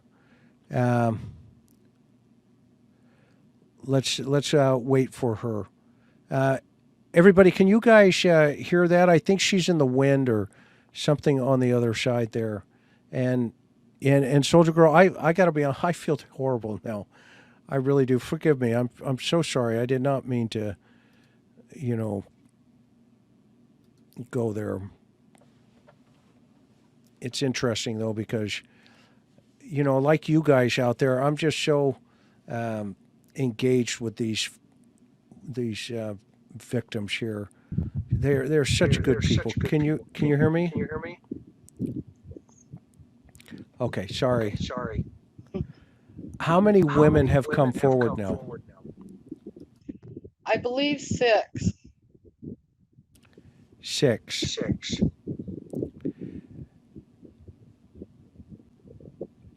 Wow. Yeah. Yeah. How are you doing? I'm doing okay. It just really hurts me when my mom and dad call me because they're so upset when I talk to them, and they wish that Donnie would quit calling them. I mean, my dad's ready to change his phone. He wants Donnie to call him. He wants to talk to Donnie, but he don't want to hear Donnie, complaining to him or whatever Donnie's doing, when he calls him. And, yeah, of course my dad wants to talk to him, but my dad wants to talk to him and say, hi, how you doing? And shoot the breeze with him. He don't want to talk to Donnie and have Donnie complaining about being Jeannie, and what he thinks we're doing to him. It wasn't us who started all this. It was Donnie, and that prank that they pulled on me last week or 2 weeks ago or however long it was, I don't know. I mean, I can't tell Donnie because I can't talk to him, but I did go to a lawyer. So, and I've got that in the works right now too. So, and this is more than just, this is going to be more than just a civil suit. I can tell you that much right now, because from other things that I've heard from other YouTubers, and I've got that on tape too, that this was premeditated, okay? Intended to come after me and hurt me. So this is going to be a little bit more than just a civil suit. So just so you know, Donnie, I've already talked to a lawyer and things are in motion. Good for you, Mary. Keep strong and empower yourself. Keep going. You don't remember the story I told about the rock across the canyon, right? And about climbing it and getting to the top, okay? You are a survivor, and you have almost 10,000 people here in the chat cheering you and Jeannie on. And you don't look behind you. Stay strong. Keep pressing forward with what you feel makes the most sense for your life. Who cares what YouTube thinks about it, right? Other than our folks over here. Because I personally think the people that come to this channel are amazing human beings. In fact, I'm pretty protective, and, as you saw me 5 minutes ago, I went, wait a minute, okay? who's going where here and what's the reason behind it. But this is the passion that these folks are rooting for you, because I think there's a piece of this, and you and I have had a great conversation about this, that you feel, and I'm not going to put words in your mouth, but tell everybody what your thoughts are about as this continues to go forward, how you think it may impact Summer. Well, I mean, I'm really hoping that, somebody comes forward, and lets everybody know that what happened to her, that's been my whole, from the very first start, and that's another thing. That's why I started recording Donnie, was because I thought that, well, deep down I do. I mean, it's just my opinion, but just like everybody else's, I really do think that he had something to do with her disappearance. I think they both know where she's at. I mean, why aren't they putting the effort out there to go look for her? Why? Because they know where she is. But that's just my opinion.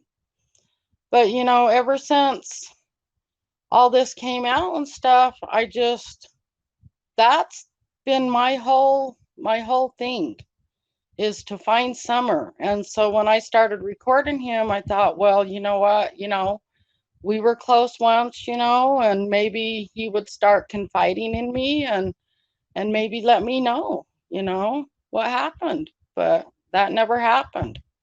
All he was set on was hiring a private investigator to try and trick me or something. Why wouldn't you hire a private investigator to find your little girl who's missing? That's what I would be spending my money on. And if it was my little girl missing, I probably would have turned my whole entire house, that whole mountain, into a command center to find my daughter, But that's just me. I don't know. So, but yeah, this whole thing has just been for Summer. And I think for the record, right? Yes. You had already started recording Donnie before you ever even spoke to me. Yeah, I had already had 4 or 5 phone calls already recorded before I even got a hold of you, Chris. So, and that's another thing. It was me that got a hold of you, Wasn't you getting a hold of me? And I thought you were brilliant when you called me. Because the first thing I said, have you recorded him? And you said, oh yeah. Right. And we haven't even played any of those calls. There's 12 of them. Yeah. And I see Miss Deer, she goes, Mary is wicked smart. That must be from Boston. Good for her. Thank you for sharing that. Yes, thank you. So what else? What else is going on? Well, and there was some other things I wanted to put out there. I just this stuff with Donnie calling my mom and dad, it's really got me upset because, they call me, and I think Donnie knows that. And so I think what Donnie's trying to do is to try and convince my mom and dad that me and my sisters are, against him, and we're the bad guys, and we're the ones doing all this stuff, and it's just not true, and the reason why we're coming on, the reason why we do these interviews, which we've only done, Jeannie's done one, and I think Trisha's done one, and I think I've done I think this is my 3rd one, maybe my fourth. But the only reason why I'm coming on these is because it's after Donnie goes on his.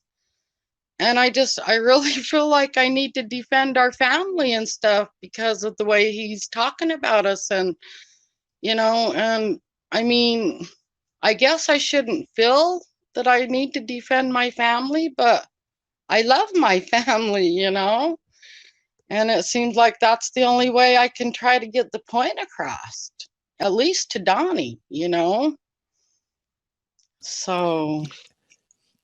Yeah, so just one of the things that's happening here, and well, first of all, I want to always tell you how proud I am of every one of you.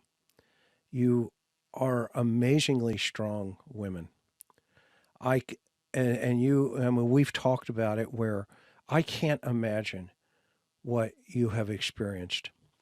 And so my mind, my heart just says, okay, what's the piece that I can help then, help you get to that next step to where you can start realizing that what you're doing is breaking a cycle of probably generations on, with inside of your family, right?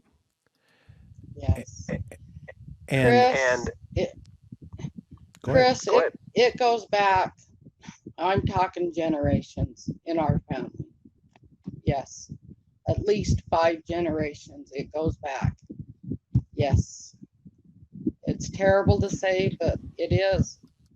And I'll bet you 10 to 1 it happens in at least 90% of families.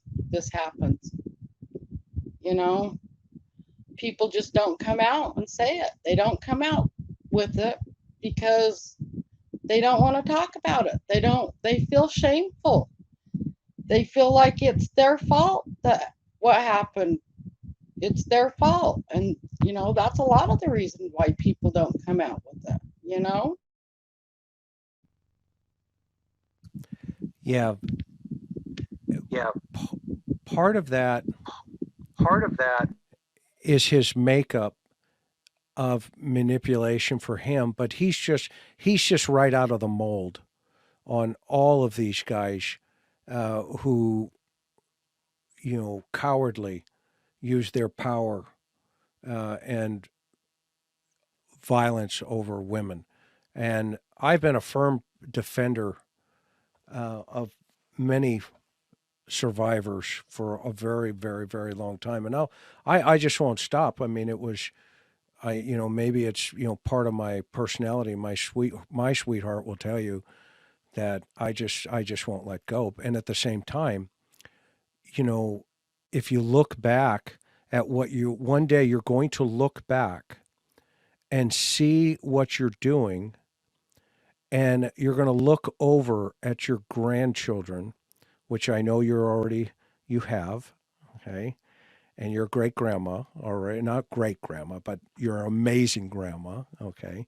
I know you're only 22 at the same time, so I got to be careful with that. But one day, soon, you're going to see what you just said come to pass in terms of the success of the cycle being broken for generations going forward.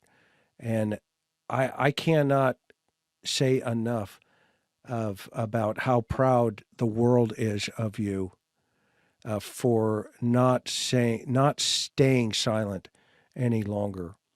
What would you tell other, women who have been in your position and then you got the courage to make a change?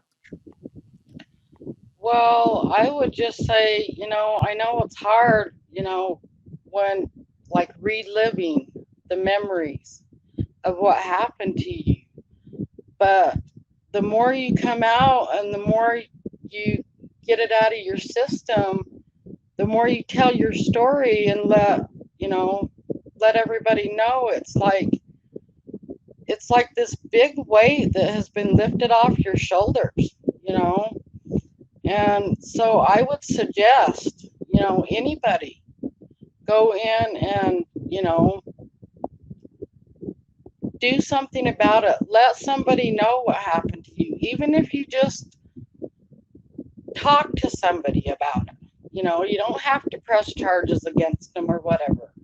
It's when you finally get this out after all the years, it's just such a relief, and I would encourage anybody to do that.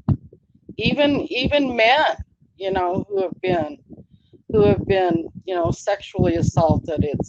It's a real shameful thing, but the thing of it is, when you've been SA'd, it's like you lock it up inside your body and you don't tell anybody about it, And I really do think that people need to let other people know what happened, Even if it is just talking to a friend or a sister or a sibling or whatever, get it out, let them know, and I can guarantee you will feel so much better about yourself, and not have so much guilt. That's another thing. There's so much guilt that's built up over years, and it shouldn't be that way. Yeah, and that's one of their biggest tools for manipulation for guys like this is, as you're seeing, and fortunately behind the scenes, we've been able to talk and kind of walk through a couple of things that we felt were going to be coming. And sure enough, boy, was he right on target? Mm-hmm. Right? Yes. And, yeah. And so that's part of the triangulation aspect of now him calling your mom, your dad, and for everybody around the world. By the way, I just love reading some of these chats. I can't catch them all because I'm just not that fast at catching them, but the ones that we can, I'm trying to put them up here for you. I mean, there's folks that are, saying, hey, if you create a GoFundMe, for you and for Jeannie, for any type of potential legal fees or anything like that, just let us know, and the other night for the Miliete family, this group of subscribers and friends and just friends of you and friends of our channel, they raised $1 per person. We $1. They raised over $10,000 in 2 hours to keep the Miliete family in the search efforts for Maya. I mean, that is love in its purest form. And, so if you guys get to that place where you get, into a money bind or something like that, don't be afraid to say, hey, I can just call me, and we'll do it. Not that you need it. I'm just saying. Okay. So how emotionally, what are you doing to keep moving forward? Well, right now, I mean, emotionally for me, I just keep thinking that, that this will come to an end, this will be over with, but in the meantime, I mean, I just try to keep myself busy and try to move forward. I keep feeling like this is the best thing to do right now, and so I have to keep reminding myself that this is the best thing to be doing right now because, I mean,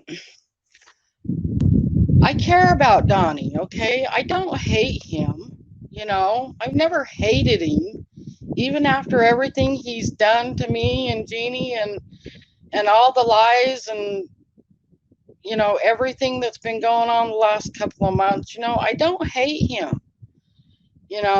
I kind of feel sorry for him, but I keep having to remind myself that I have to go forward and just stay strong for myself.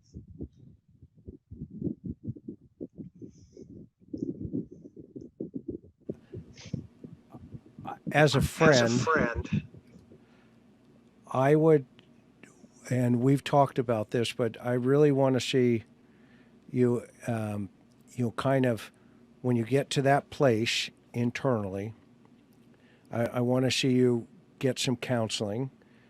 Okay, and that's on your time. Obviously, every all of this is on your time, not what I say or anybody else in the world. This is for you, about you, when you're ready. And I know the other night when I was talking to Jeannie, she just cannot believe how many people have felt that she's inspired, and you're the same way. Your humility, and yet I understand what you say.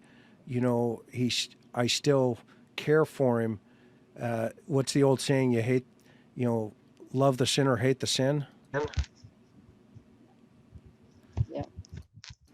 But I also know that you shared with me many times that what he did to you. I mean, how many years ago was that? Oh my gosh, it's been what, about 42 years ago, 43 years ago. And he comes up and he talks about Jeannie ruining a relationship with some girl that he had or something to that effect. I heard that the other night. Tell us about that. And how old was he and how old was she? Right. Well, I kind of had to laugh about that because as far as I remember, when Donnie was in Texas, he was 19 years old. That would have made Jeannie 12, and he's sitting there saying, he goes on live broadcast, tells everybody that Jeannie broke up his relationship with some girl when he was in Texas. That's pretty funny. You were 19 years old and she was 12. Right there, he admits to it, doing stuff to her when she was 12 years old and he was 19. So you need to, I don't know. Like I said, he won't shut his mouth to save his life. He just keeps talking and talking and talking. But that's okay, because the more he talks, the more he gets in trouble. So Yeah, and Ellie is monitoring everything that he does on YouTube. Everything. He even texted me the other night, tried to get me to call him, and I'm not, homie, don't play that. But he is the gift that keeps on giving. I agree with you 100% there. I see, folks are saying chatty Cathy, and all he does is he's just, if I love where he says, what does this have to do with summer? What does this have to do with summer? Well, here's a question. Okay, what doesn't it have to do with summer? I'm going to start asking that question. What doesn't it have to do with summer? right, because you're right. Because if he was doing this stuff to my sister when she was 5 years old, Lord only knows what was going on with Summer, and I'm not saying there was anything going on with them, but it's pretty suspicious, and so I don't know. And there was even stuff that I seen today on another YouTube channel that somebody put out like a day or two ago, and apparently it was supposedly supposed to be H's sister talking to somebody, and she was saying that Donnie used to take showers with Summer. It's like, wow, that's just totally unreal. Now, I don't know if that was true or not, but it's been put out there. So, Yeah, we'll let that. With stuff like that, we want to hear it directly from him or something, right? I mean, we don't want to kind of guess on that stuff. I mean, because we don't know. Okay, we don't know. Now, what we do know is, for over 5 years, Summer slept with in the parents' bed every single night. And one of the last memories he had was skin to skin contact that day before he left for work or that whatever the reality is going to be. Yeah, yeah, and I was just putting out there, just what I read. I'm not saying that that was true because I have no clue who it was from or anything, the YouTube channel or anything like that. But there's so much stuff that's coming out, and people are coming forward, and you know, I I wish I knew if it was true or not. There's so many rumors going on out there. It's just terrible, you know. Yeah, what do you think happened to Summer? What's your perspective?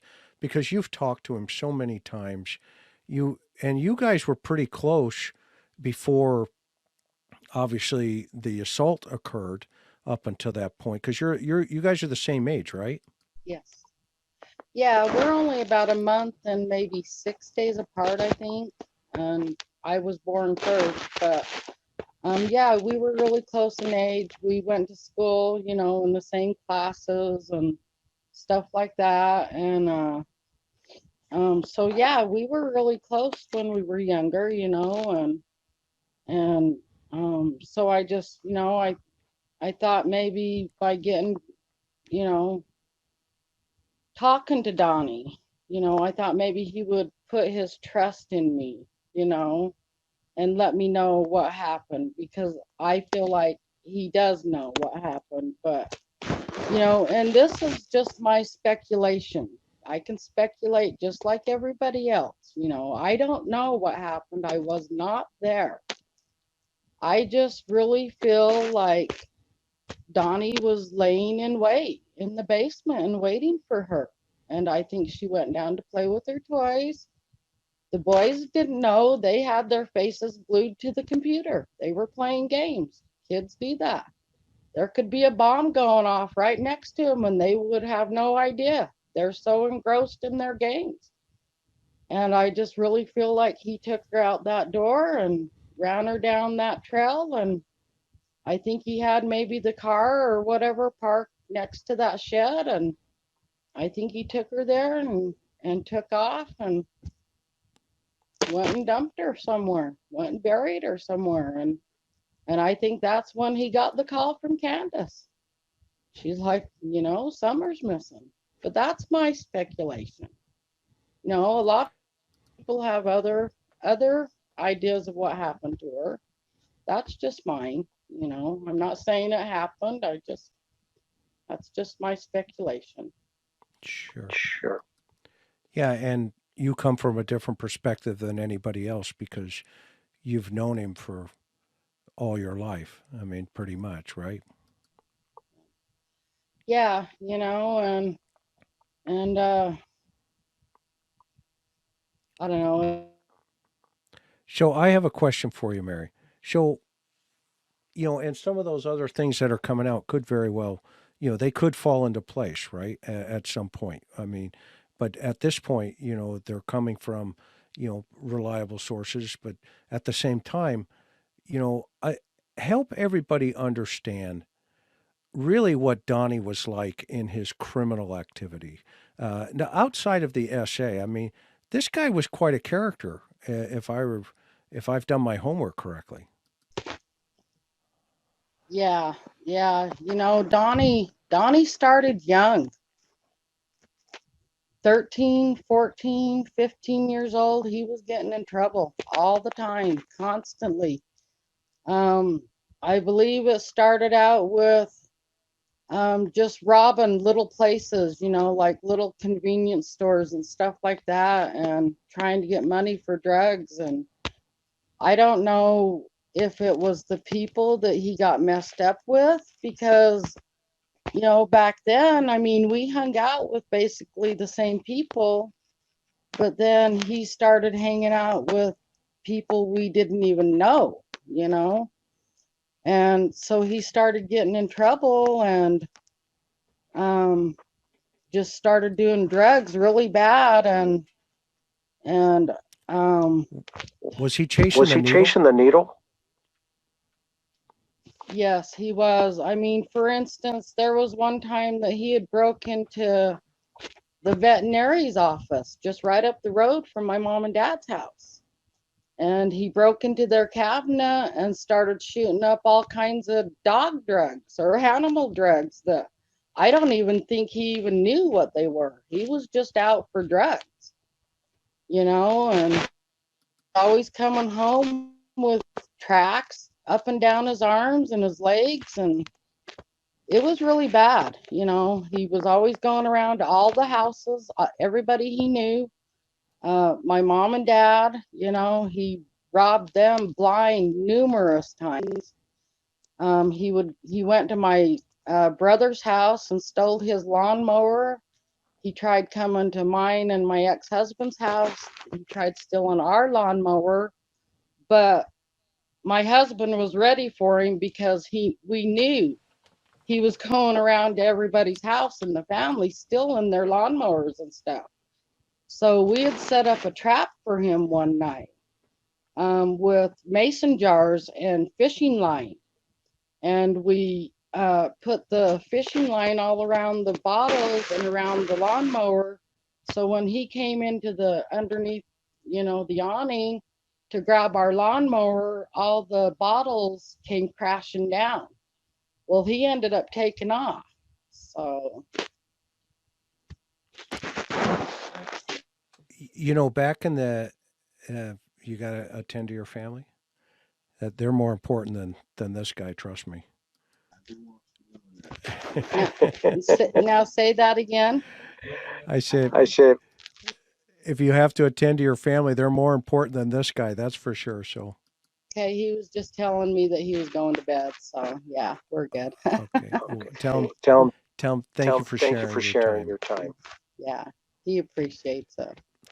So one of the things, I don't know if you remember, back in the day, vet offices were big targets because of phencyclidine, which is PCP. I didn't know that. See, I didn't It's a horse understand. tranquilizer. Oh, see, I didn't understand why he would want to bust into a veterinary's office. I had no clue back then. I was, you know. So. Yeah. Yeah. See, this is See, one of this these is one of things these where things where you randomly just don't pick a veterinarian's office in your story if you weren't telling the truth, because that's also another big drug here. I see, you know, ketamine is also coming across here as well. So thank you, you know, for telling us that too as well, folks. So Mary, what you know, you kind of brushed over it, but he was doing armed robberies. Yes, he was. And that's why he went to jail and stuff and juvenile and everything, because yes, he was. And he actually took, I believe it was a 9mm from my dad's closet and used that. Yes. And then after he used it, he went and pawned it. It was like a $900 gun, and I believe he got $150 out of it. Yeah. So he's been in trouble with the law, you know, quite a bit. And Now, I just what about his runs to his runs to Mexico and Mexico and Texas? Texas? well, now a lot of things when he was in Texas. I never knew that he went to Mexico though, but I mean, I guess he could have, but I never heard about that until he started talking about it just like a couple months ago. So, What about What about Texas? Texas? Well, I do know that when he was in Texas, my mom and dad had to go down there, I believe to bail him out or something, or talk to the judge and try to get the judge to let him go, because they did, I think they came back with him. So. All right.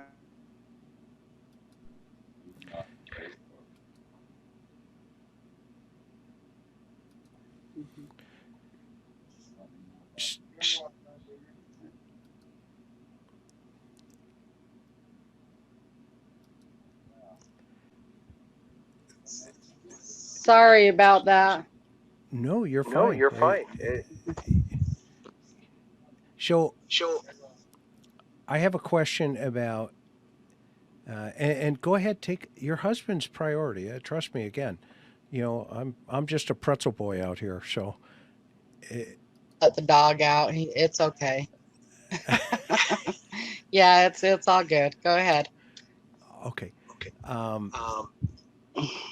So, how bad has when Donnie would go into prison and he'd come home and he'd get out or go back, he said that you guys made a lot of phone calls to his probation and parole officers. Help the world understand what those dynamics are in relationship to that's not reality. Yeah. Yeah, see, we never did call his probation officer or anything like that on him. I don't know why he's saying that, but that never happened. As far as I know, that never happened. Well, for one thing, he was never out of prison or jail long enough for us to call his parole officer. I mean, he would get out of prison and he would come, and of course, he had nowhere else to go. So he would go to my mom's, and he would be out for maybe a week, and then all of a sudden he would take off and he'd be gone. And nobody would see him until we got a phone call that he was in jail again.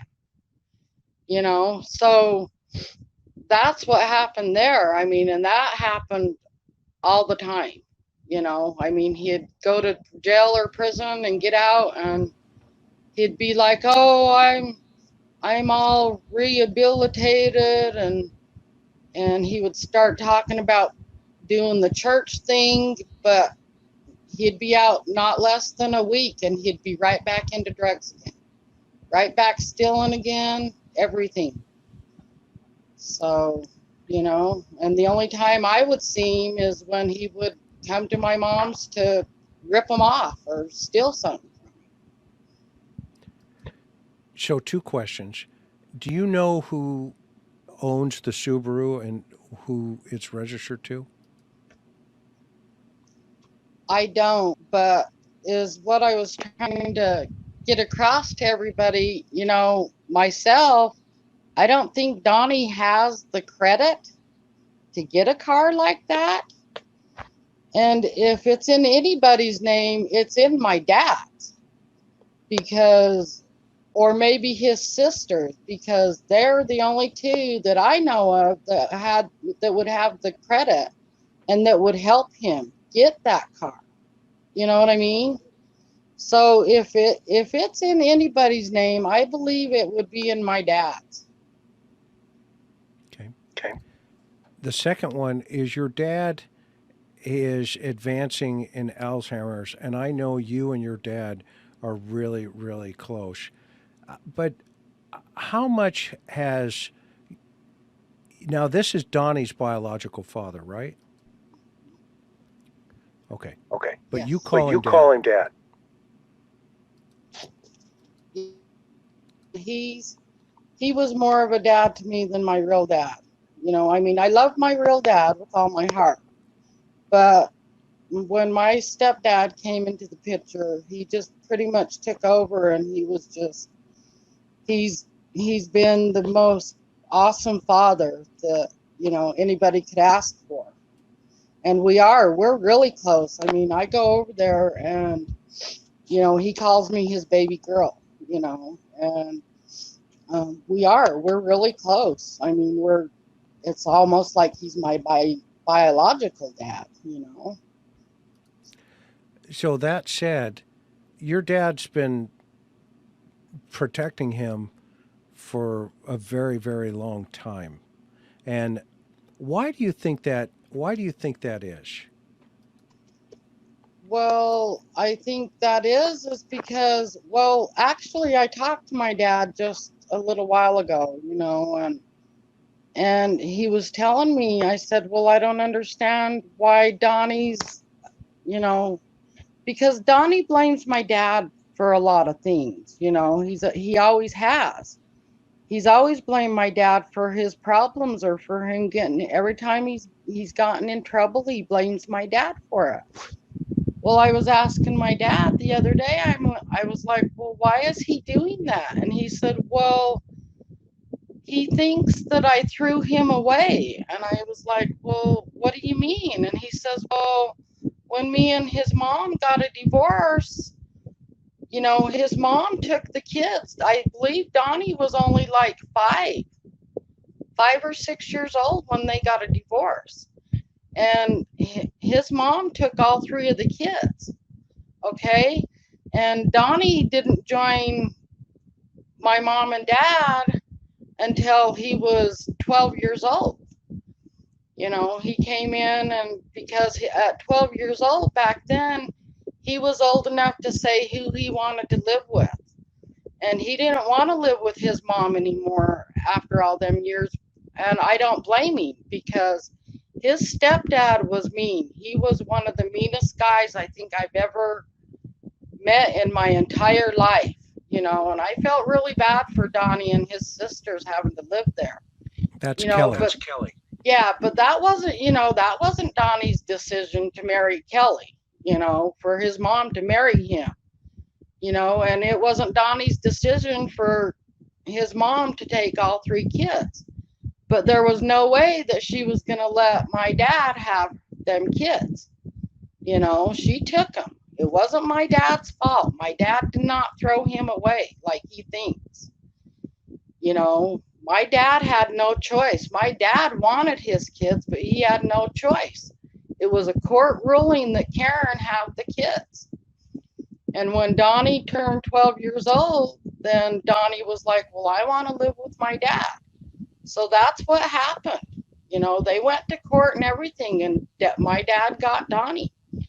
And so, you know, I think the reason why my dad has been protecting him all these years is because I think Donnie throws that in his face or something. You know, he makes my dad feel guilty. And my dad has been there for him from day one.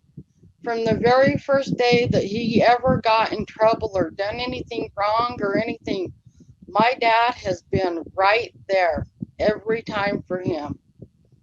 And you know, of course, his own biological son, and I think that has a lot to do with it too, you know.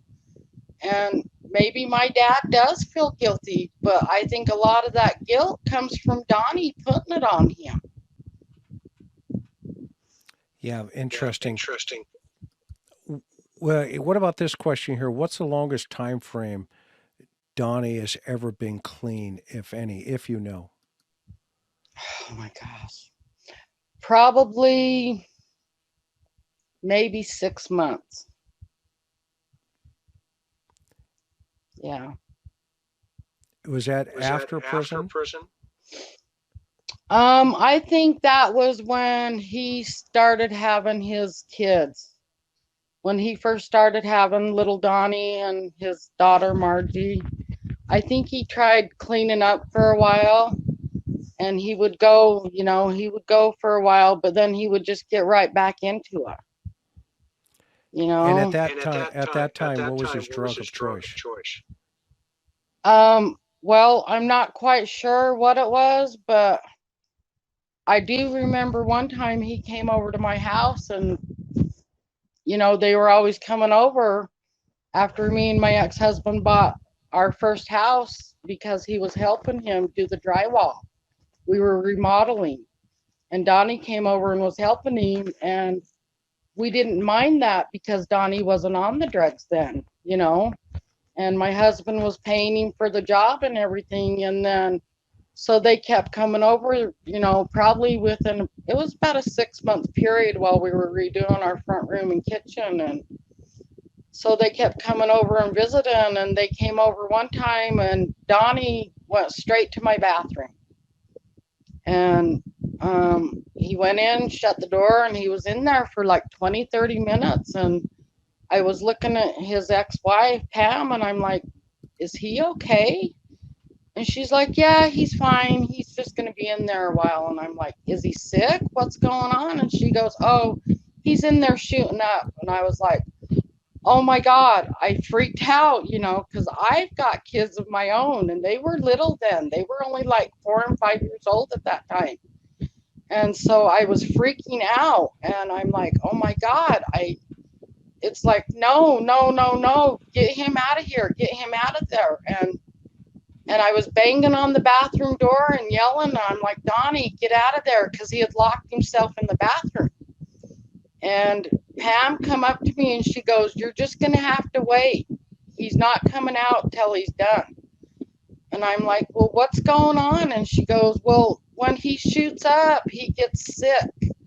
So he has to get sick, and he has to be in there for a while, be by himself for a while. And I'm like, oh.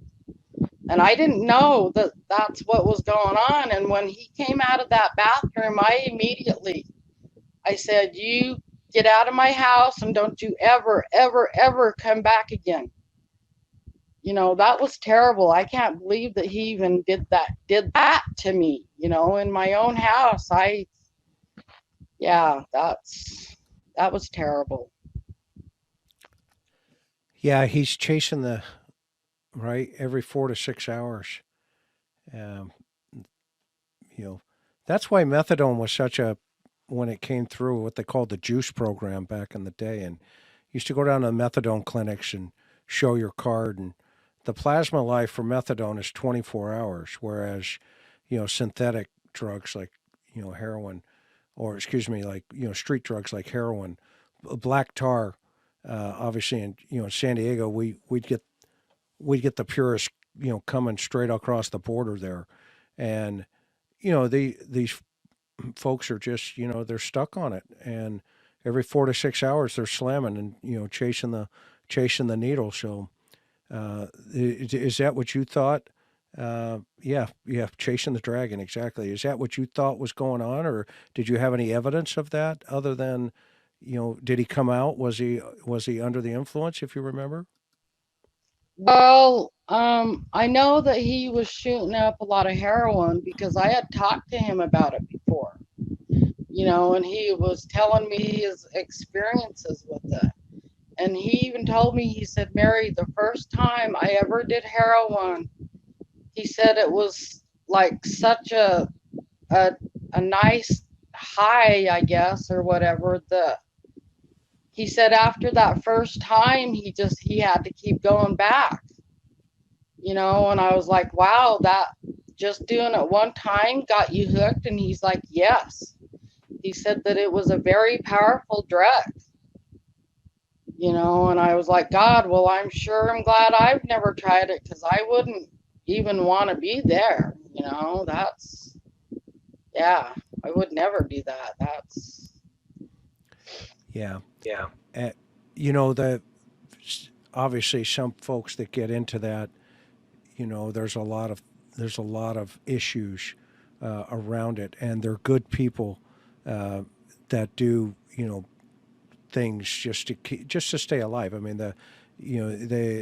they really go through some pretty horrific shakes and sweat and pain and muscle cramps, etc. And there's a lot of things when they start coming down on that. But believe it or not, folks, they think you can die from a heroin withdrawals, but actually you can die from DTs, heroin withdrawals. That's why they used to call it going cold turkey.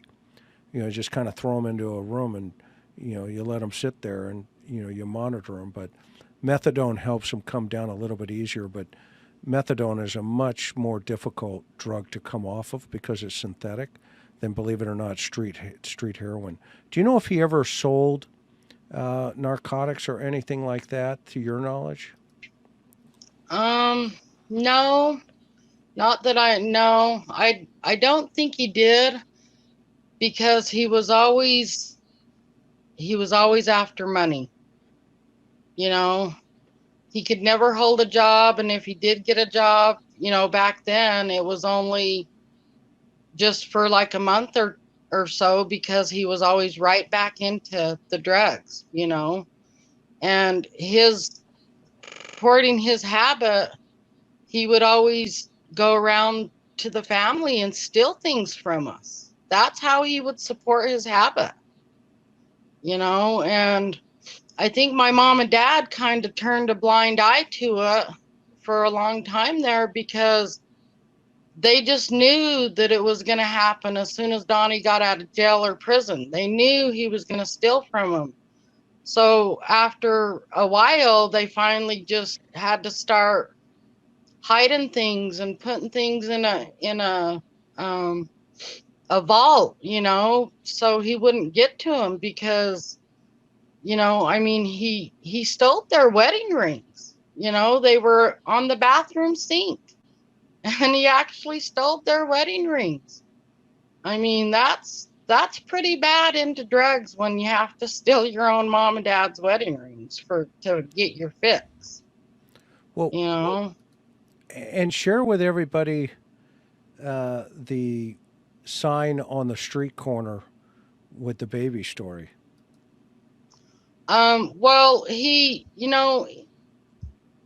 when he ended up, he was trying to sell his son. And because his ex-wife had came in the house, it was late at night. It was like 11 o'clock at night, and she came in. She was crying. She said she just picked up little Donnie off 25th Street in Ogden. And I don't know if you've been on 25th Street in Ogden or not before, but that used to be a pretty bad place.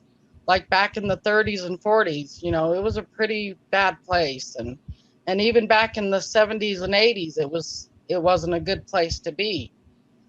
But Donnie had taken off with his oldest son, and his ex-wife knew he was going to be down on 25th looking for drugs, and she had to go find him because he had their son, and she found him, and he was standing there on the corner trying to sell his son for drugs or for money.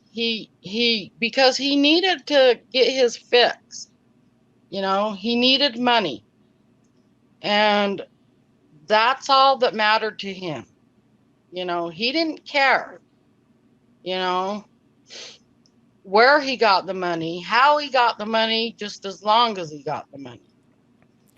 And so, go ahead. Now, who was there when he came back, if you remember? You mean from trying to sell his oldest son? Yeah. Well, I remember it was me and Jeannie, and I think Trish was there. My mom and dad was there. It was late at night. We were getting ready to go to bed, and she came in and she said she caught Donnie trying to sell little Donnie, and she was crying. She said she didn't know what she was going to do. She said she just left Donnie there, her husband. She said she just left him there and grabbed little Donnie and came directly to my mom's because she didn't know what to do. And you were there. Yes. Yeah, I was there. Yeah. And so, Donnie can say all he wants. I didn't try selling my kids. I didn't try selling my kid. Yes, he did. Unless his wife was lying, I guess she could have been lying, but I don't think she was. Did you see the baby? Yeah. She had both the kids. Margie was just probably about 6 months old, and little Donnie, I believe, was about 2. So, yeah. Yeah. And that was another reason you came forward, wasn't it? Well, yeah. Yeah, that's another reason why I came forward. And you know, Donnie has it kind of mixed up, because when I was doing that interview with Teresa, one of them interviews, I was telling everybody about the time that it was me and my husband, my ex-husband, we were trying to adopt little Margie, his oldest daughter. And she was only then, I believe she was maybe 4 or 5 years old about that time. And Donnie wasn't working. He was on drugs. They needed money to pay their rent. And we just did not agree with the way they were raising them kids. And so we talked about it, and I asked my husband, I said, well, what would you think about us adopting Margie? And we talked about it, and he said, yeah, we could do that. He said, you know, we can't adopt them both, but if we're going to adopt one, let's adopt Margie. And I said, okay. And they had came over, we talked about it. We got all the adoption papers in order. We had them at our house. And to convince them to adopt Margie, we did. We offered them $10,000 because we knew they needed money, you know, and we just wanted a safe place for Margie, you know. And so they had came over to sign the papers, and we started talking with Pam, and Pam goes, I mean, she had the pen in her hand waiting to sign them papers. And she goes, now, before I sign these, I just want to make sure that, you know, that we can come over and see her and take her to places when we want, and come over anytime and take her and still see her. And I told her, I said, no, Pam, no. If we adopt her, she is going to be our little girl. You cannot have any contact with her at all, because we didn't want them having contact with her. And right then and there, she's like, no, I'm not going to do it. And Donnie, they argued about it. Donnie was ready. All Donnie was, kept saying, just sign it. Just sign it so we can get the money and get out of here. Just do it. And Pam was like, no, I'm not going to do it. So it all fell through.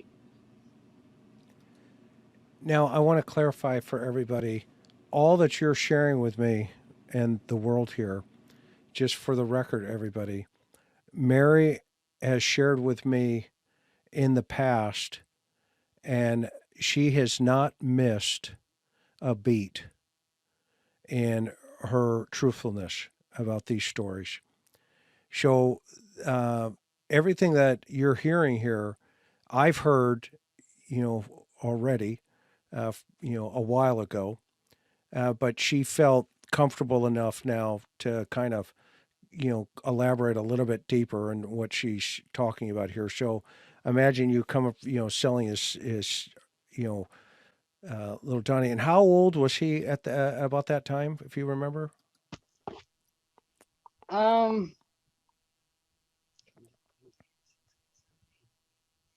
I believe it would have had to have been around 1988 or so, maybe 89. So not really quite sure how old he would have been at that time, because I believe little Donnie was born the same year my son was, which was in 86. So it would have had to have been about 88 or so.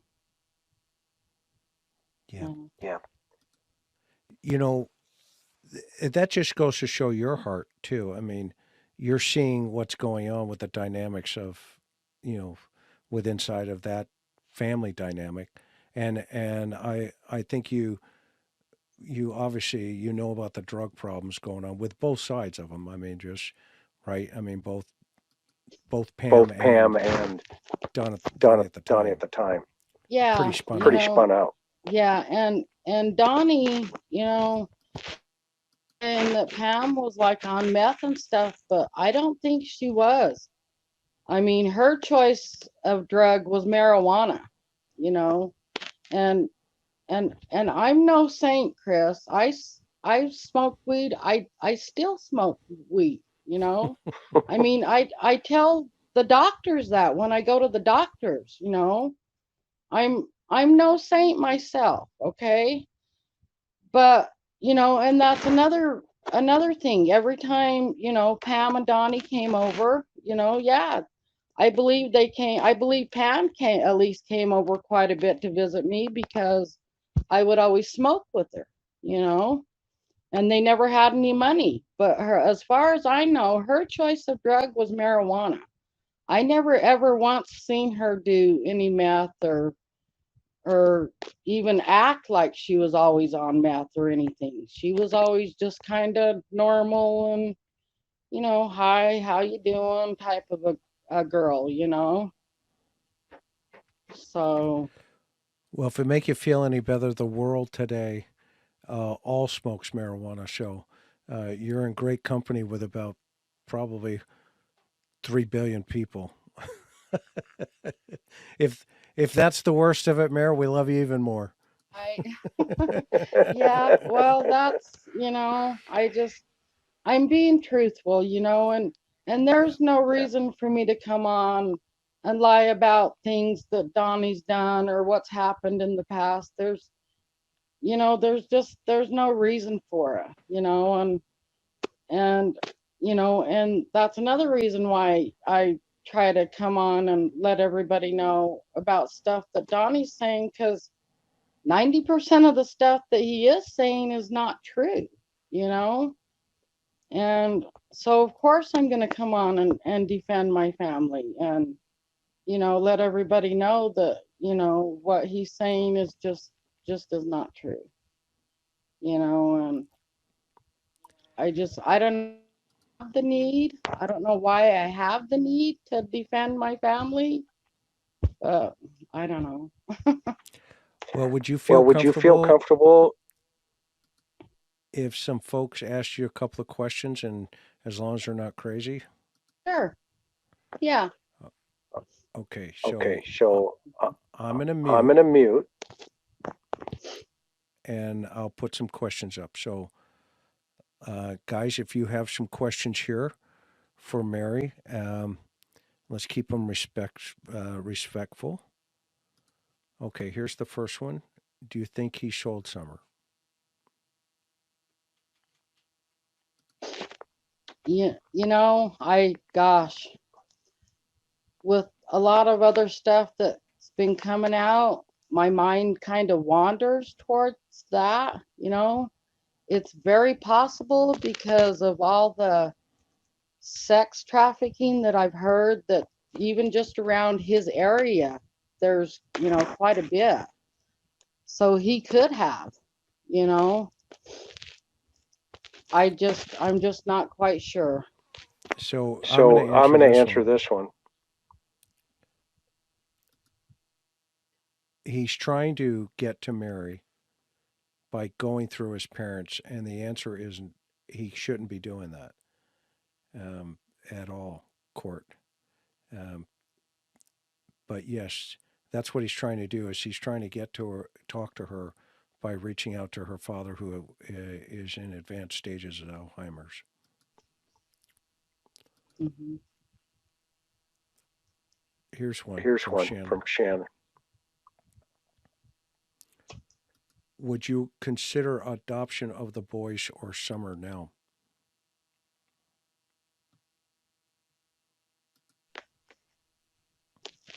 Yes, if I was in a better position than I am now, I would do it in a heartbeat. I would do it so in a heartbeat. If I could take them boys and Summer too, you betcha. I would do it in a heartbeat. Hey, hang on for a Hang minute. on for a minute.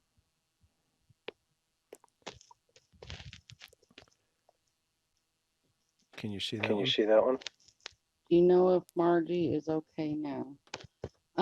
You know, I haven't talked to Margie it's been a couple of years since I've talked to her, but I hear that she's doing okay.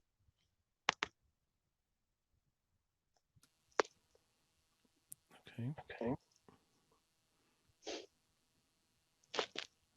This one's from me. Do I think Summer's case will be solved? Yes.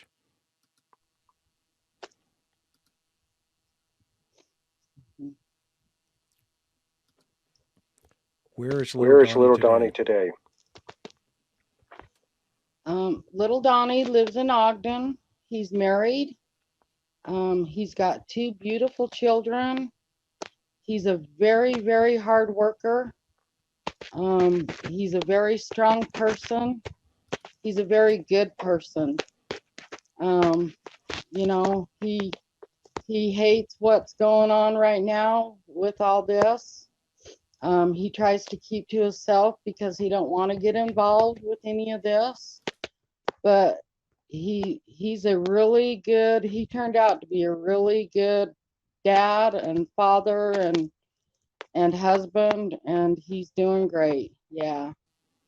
But he got in But trouble. he got in trouble. He did. Yep, he did, you know. And when he got in trouble and went to prison, I thought, oh my gosh, he's just following in his dad's footsteps. But he pulled himself out of that situation. And I am so proud of him for doing that. You know, I am so surprised that them 2 kids got out of their situation the way they did, you know, and the way they are today. I'm so proud of them, you know. And So little Donnie, he's doing great. What about this What one? about this one? Where do you think the cycle of abuse started? For Donnie, I really do think it was Kelly, his stepdad. I don't think Donnie wants to come out and talk about it, you know, because like I said, with men and boys, it's a lot shameful more, I'm thinking, you know, than with girls or women. But I just think Donnie don't want to come out and say what happened in that household with his stepdad. He has told me about his stepsisters being abused by his stepdad, and also his sisters have told me about being abused by him. So, you know, I'm thinking that's where Donnie got it from, was his stepdad. Okay, so a little something about 99 pink balloons here. I love this picture because that is Leticia Hernandez. She is a little girl that was kidnapped December 16th, 1989, and I was involved in that case. That was my agency where she was abducted. Now, here's the good news. We know who did it.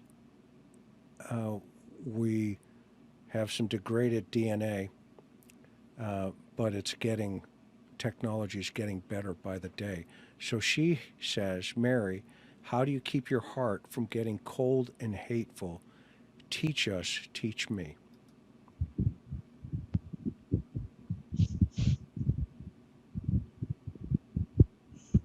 I can't hear you, Chris. So the question is, I think your sound went off. Can you hear me? Yes, we can hear you. Your speaker. I'm gonna go out and come back in. Oh, no, it's your speaker. Okay, go ahead. Okay, go back out.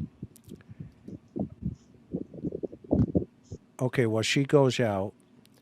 This little girl there, 99 pink balloons. You can go look her up. Just type in Leticia Hernandez, missing, kidnapped. It's December 16th, 1989. And that little girl, we found her about a year and a half later, actually, her remains. And I was actually the one who found her clothing. some parts of her clothing. So, hey, you know, I should do a show on that. Thank you, 99. Appreciate that. So she wanted to know how you stay strong and not mean in your heart. Teacher. You know, it's really hard. I try to keep my composure with Donnie because, you know, it's really hard because he's my brother, you know? It's really hard not to have hate for him, you know? And like I say, I actually feel sorry for him, you know? And I try not to hate, you know? Because that's not me, you know? I I can be kicked to the curb 1,000 times and still find good in that person, you know? And so that's, you know, so in my mind, I mean, I stay strong for myself and my mind, and, you know, and I try to keep my composure, and, you know, and like I said, he's my brother. So I do have compassion for him, even though all the stuff that he's done to me, you know, I still have compassion for him, you know, so, and I try not to hate because I don't like going there, you know. Yeah. You're an extremely compassionate, strong woman who has raised successful children. And I can say that because my wife did it. Right. And we're very blessed. Like you have a good husband who, you know, stands alongside you, and the fact that you're able to show that type of strength is amazing. And I think you can see over here the world just thinks you're amazing. And so we're almost 3 hours into this. So what I'm going to do is we'll have you back. You know me. Okay? But what do you want to tell the world who's listening right now? There's almost 10,000 people. Well, I just want to let everybody know, you know, I talk to Jeannie pretty much almost every day, and we both, and even Trish, we are all so amazed at everybody that has, you know, shown their love and everything for us. And I just want to thank each and every one of you. I mean, you know, I've got a lot of messages and stuff, you know, and I read them. You know, I just want everybody to know that I read them, and it makes me smile, you know, to know that there's that many people out there that are for us and are with us, and, you know, and they say we're so strong, and for doing what we're doing and coming forward, and it really makes all three of us very, very happy. So let's put some love in the chat here for Mary. We're going to call her hashtag Proud Mary.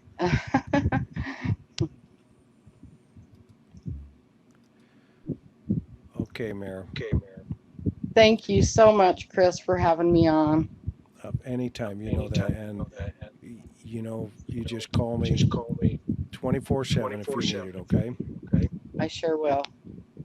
Okay. All right, kiddo, I'm going to let you go back to your husband and then kind of wrap this up. All right. Hey, thank you so much. Thank you. See you in a little bit. Bye. Bye. Wow. Full evening, folks. We're so grateful for Mary and just her strength. I can't disagree with anybody out there that just, you know, knows that how strong she's being here. And the cycle of, you know, just craziness around this whole case in terms of just how people are everybody is focused on Summer and the relevance here of her and Jeannie coming forward is so important to understand ultimately, because if we stay with our three theories, right? If it's I'm not going to lean towards somebody coming right up into that house and snatching this child.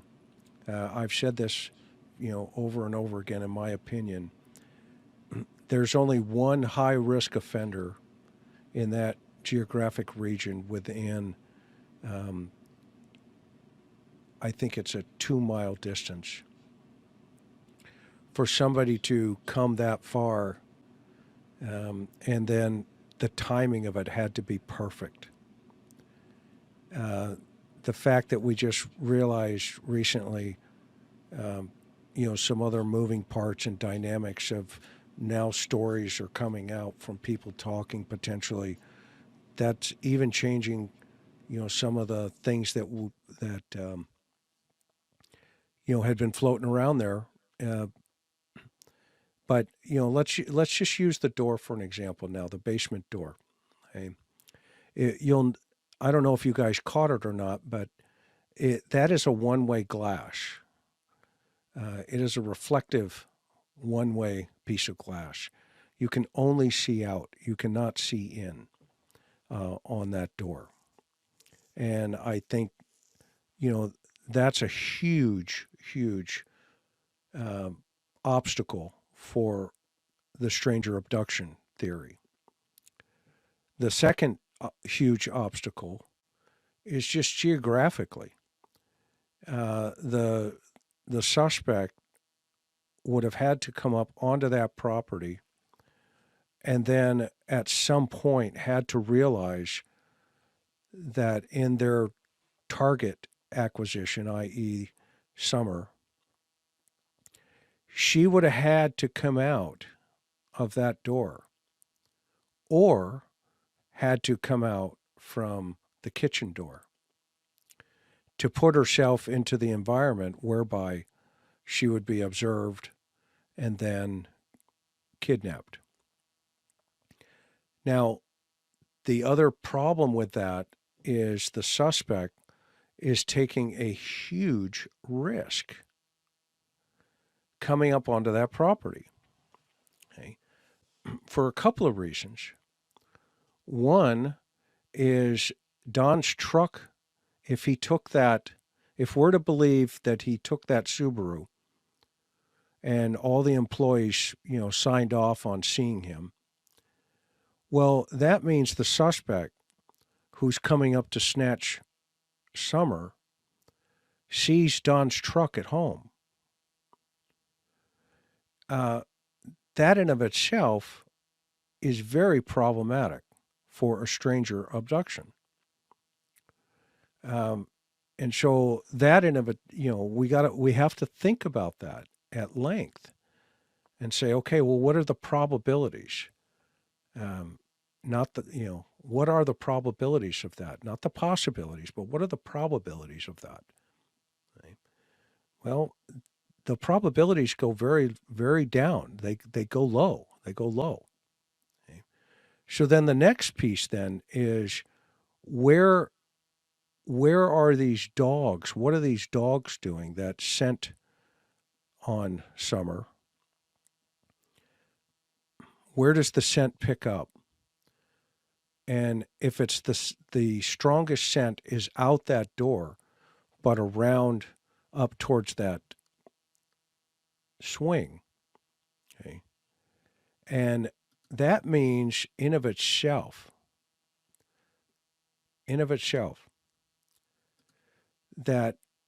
that's going to be the most natural place you're going to find that child, sitting outside that door and then running to that tree to play on that swing, because you have parents who have described her habits.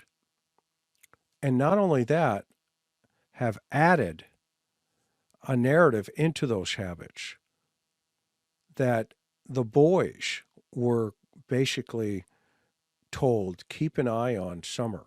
Don't let her out of your sight. And then the explanations for that were the wild animals, the bears, and all the stories that came along with that. And so all of these dynamics have to be lined up, almost like the universe is 100% on schedule that day, with this offender taking such a high risk to come up on that property. And so you would have to have a lot of things fall into place for that suspect to come up there, and reasonably, if there's a place of opportunity or target, it would be out by that swing. And I've in my mind, being there now and seeing it even further, that in my mind would be the place, what we call the contact site. I don't believe the contact site is in the basement in a stranger abduction theory. Okay. I just don't see that happening. We'll find out, right? At some point, we'll find out. Now, the dogs then do they become totally relevant, or is there a possibility that they're picking up her scent? Because some of those paths, you hear Candace describe the boys riding the motorcycles down those paths. And then you hear the dad describing that Summer used to chase him on the motorcycle. And you even see a video of one of the children on the motorcycle with Summer taking off behind it. When I was there, it looked like those paths could be the same ones that the kids would ride the motorcycle down. You can go down that hill to the road and come back up the driveway. You can go down by the bus. You can stay around the outer perimeter of the house riding those motorcycles. So is the scent Summer's? Yeah, probably. But now the circumstance becomes the question. Remember, it's environment, situation, circumstance for the victim continuum. So what are the potentials in that circumstance? Well, one of the potentials is clearly, she could have wandered off down that path from the swing area. She could have, it could be old scent in terms of always there down to that road if she's chasing the motorcycles with the boys on her brothers. So then that takes us back to, the other thought process here in relationship to, could this be intentional or an accident? And if it's an accident, what are the possibilities, right? Does she fall down those stairs? Do one of the brothers, do they get into it? And there's an accident. Does the mom or dad do something inadvertently creates an accident? Okay. Is it a situation where there's some inappropriate behavior taking place and the poor child dies as a result of that? Do one of the parents have anger issues? Do both of them have anger issues? And they just go too far. And then, of course, she just walked away into the woods. And she's in a holler somewhere. And then, of course, the worst of all of these is with drugs and all the activities going on in that area, is she potentially trafficked or given away for a better life, or for the worst case scenario, what Operation Underground Railroad is all about? I don't know yet. I'm still not leaving the house yet. Still not leaving the house, in my mind. And however, if it is a random situation, how that individual got away with it, then, I'd like to spend a week in that person's head, because there's going to be a lot more victims than just Summer Wells. I can assure you of that. So, we're gonna wrap this up this evening. I just want you guys to know right now, I am so grateful to each and every one of you for being here, for subscribing. A lot of stuff in YouTube world that is kind of crazy, but Mary is one strong woman.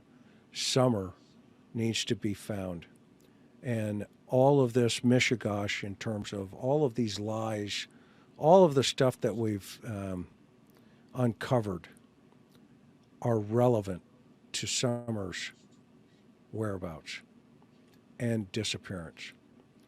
So, Don, you need to knock it off. You need to stop it. And you need to recognize the world is looking for your daughter while you're complaining about people not looking for your daughter. Just need to stop. And you need to lay it out, whatever it is. Okay. The second piece of this is this Wednesday night, don't miss the next guest I'm going to come on. That's going to come on. She's amazing. Her name is Josephine. And her sweet daughter was murdered. And the suspect is on the U.S. Marshal's most wanted list. And we're going to talk about her.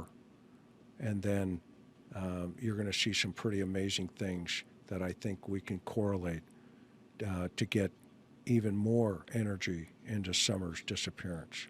Okay? So God bless everybody. Keep the faith. Keep moving forward. Don't look behind you. Okay?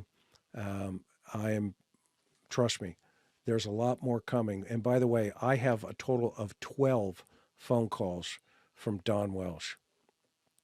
12. Okay? And I've only played 2. Okay? So he needs to knock it off. Okay? And you need to get on where your daughter is and not just talk about it. Okay? So we're thankful for everybody. Are you guys ready to go to Hawaii? I'm ready to go to Hawaii tonight. I want to thank each and every one of you again for being here. And so with that, let me see. Dylan, are you still out there? Yep. Let's go. Let's go to Hawaii. Aloha, everybody. See you Wednesday night. You're not going to want to miss it. All right. Thank you for tuning in. I'll catch y'all on tomorrow's live session. Tomorrow evening sometime, I will be coming on here and we'll have a live discussion about human trafficking and Dulce Maria Alavez case. Alright? We'll talk about that tomorrow. Thank you for tuning in. Hit that like button and let me know what you think in the comment section. One love, my good peoples. I'll see y'all on tomorrow's stream. Peace.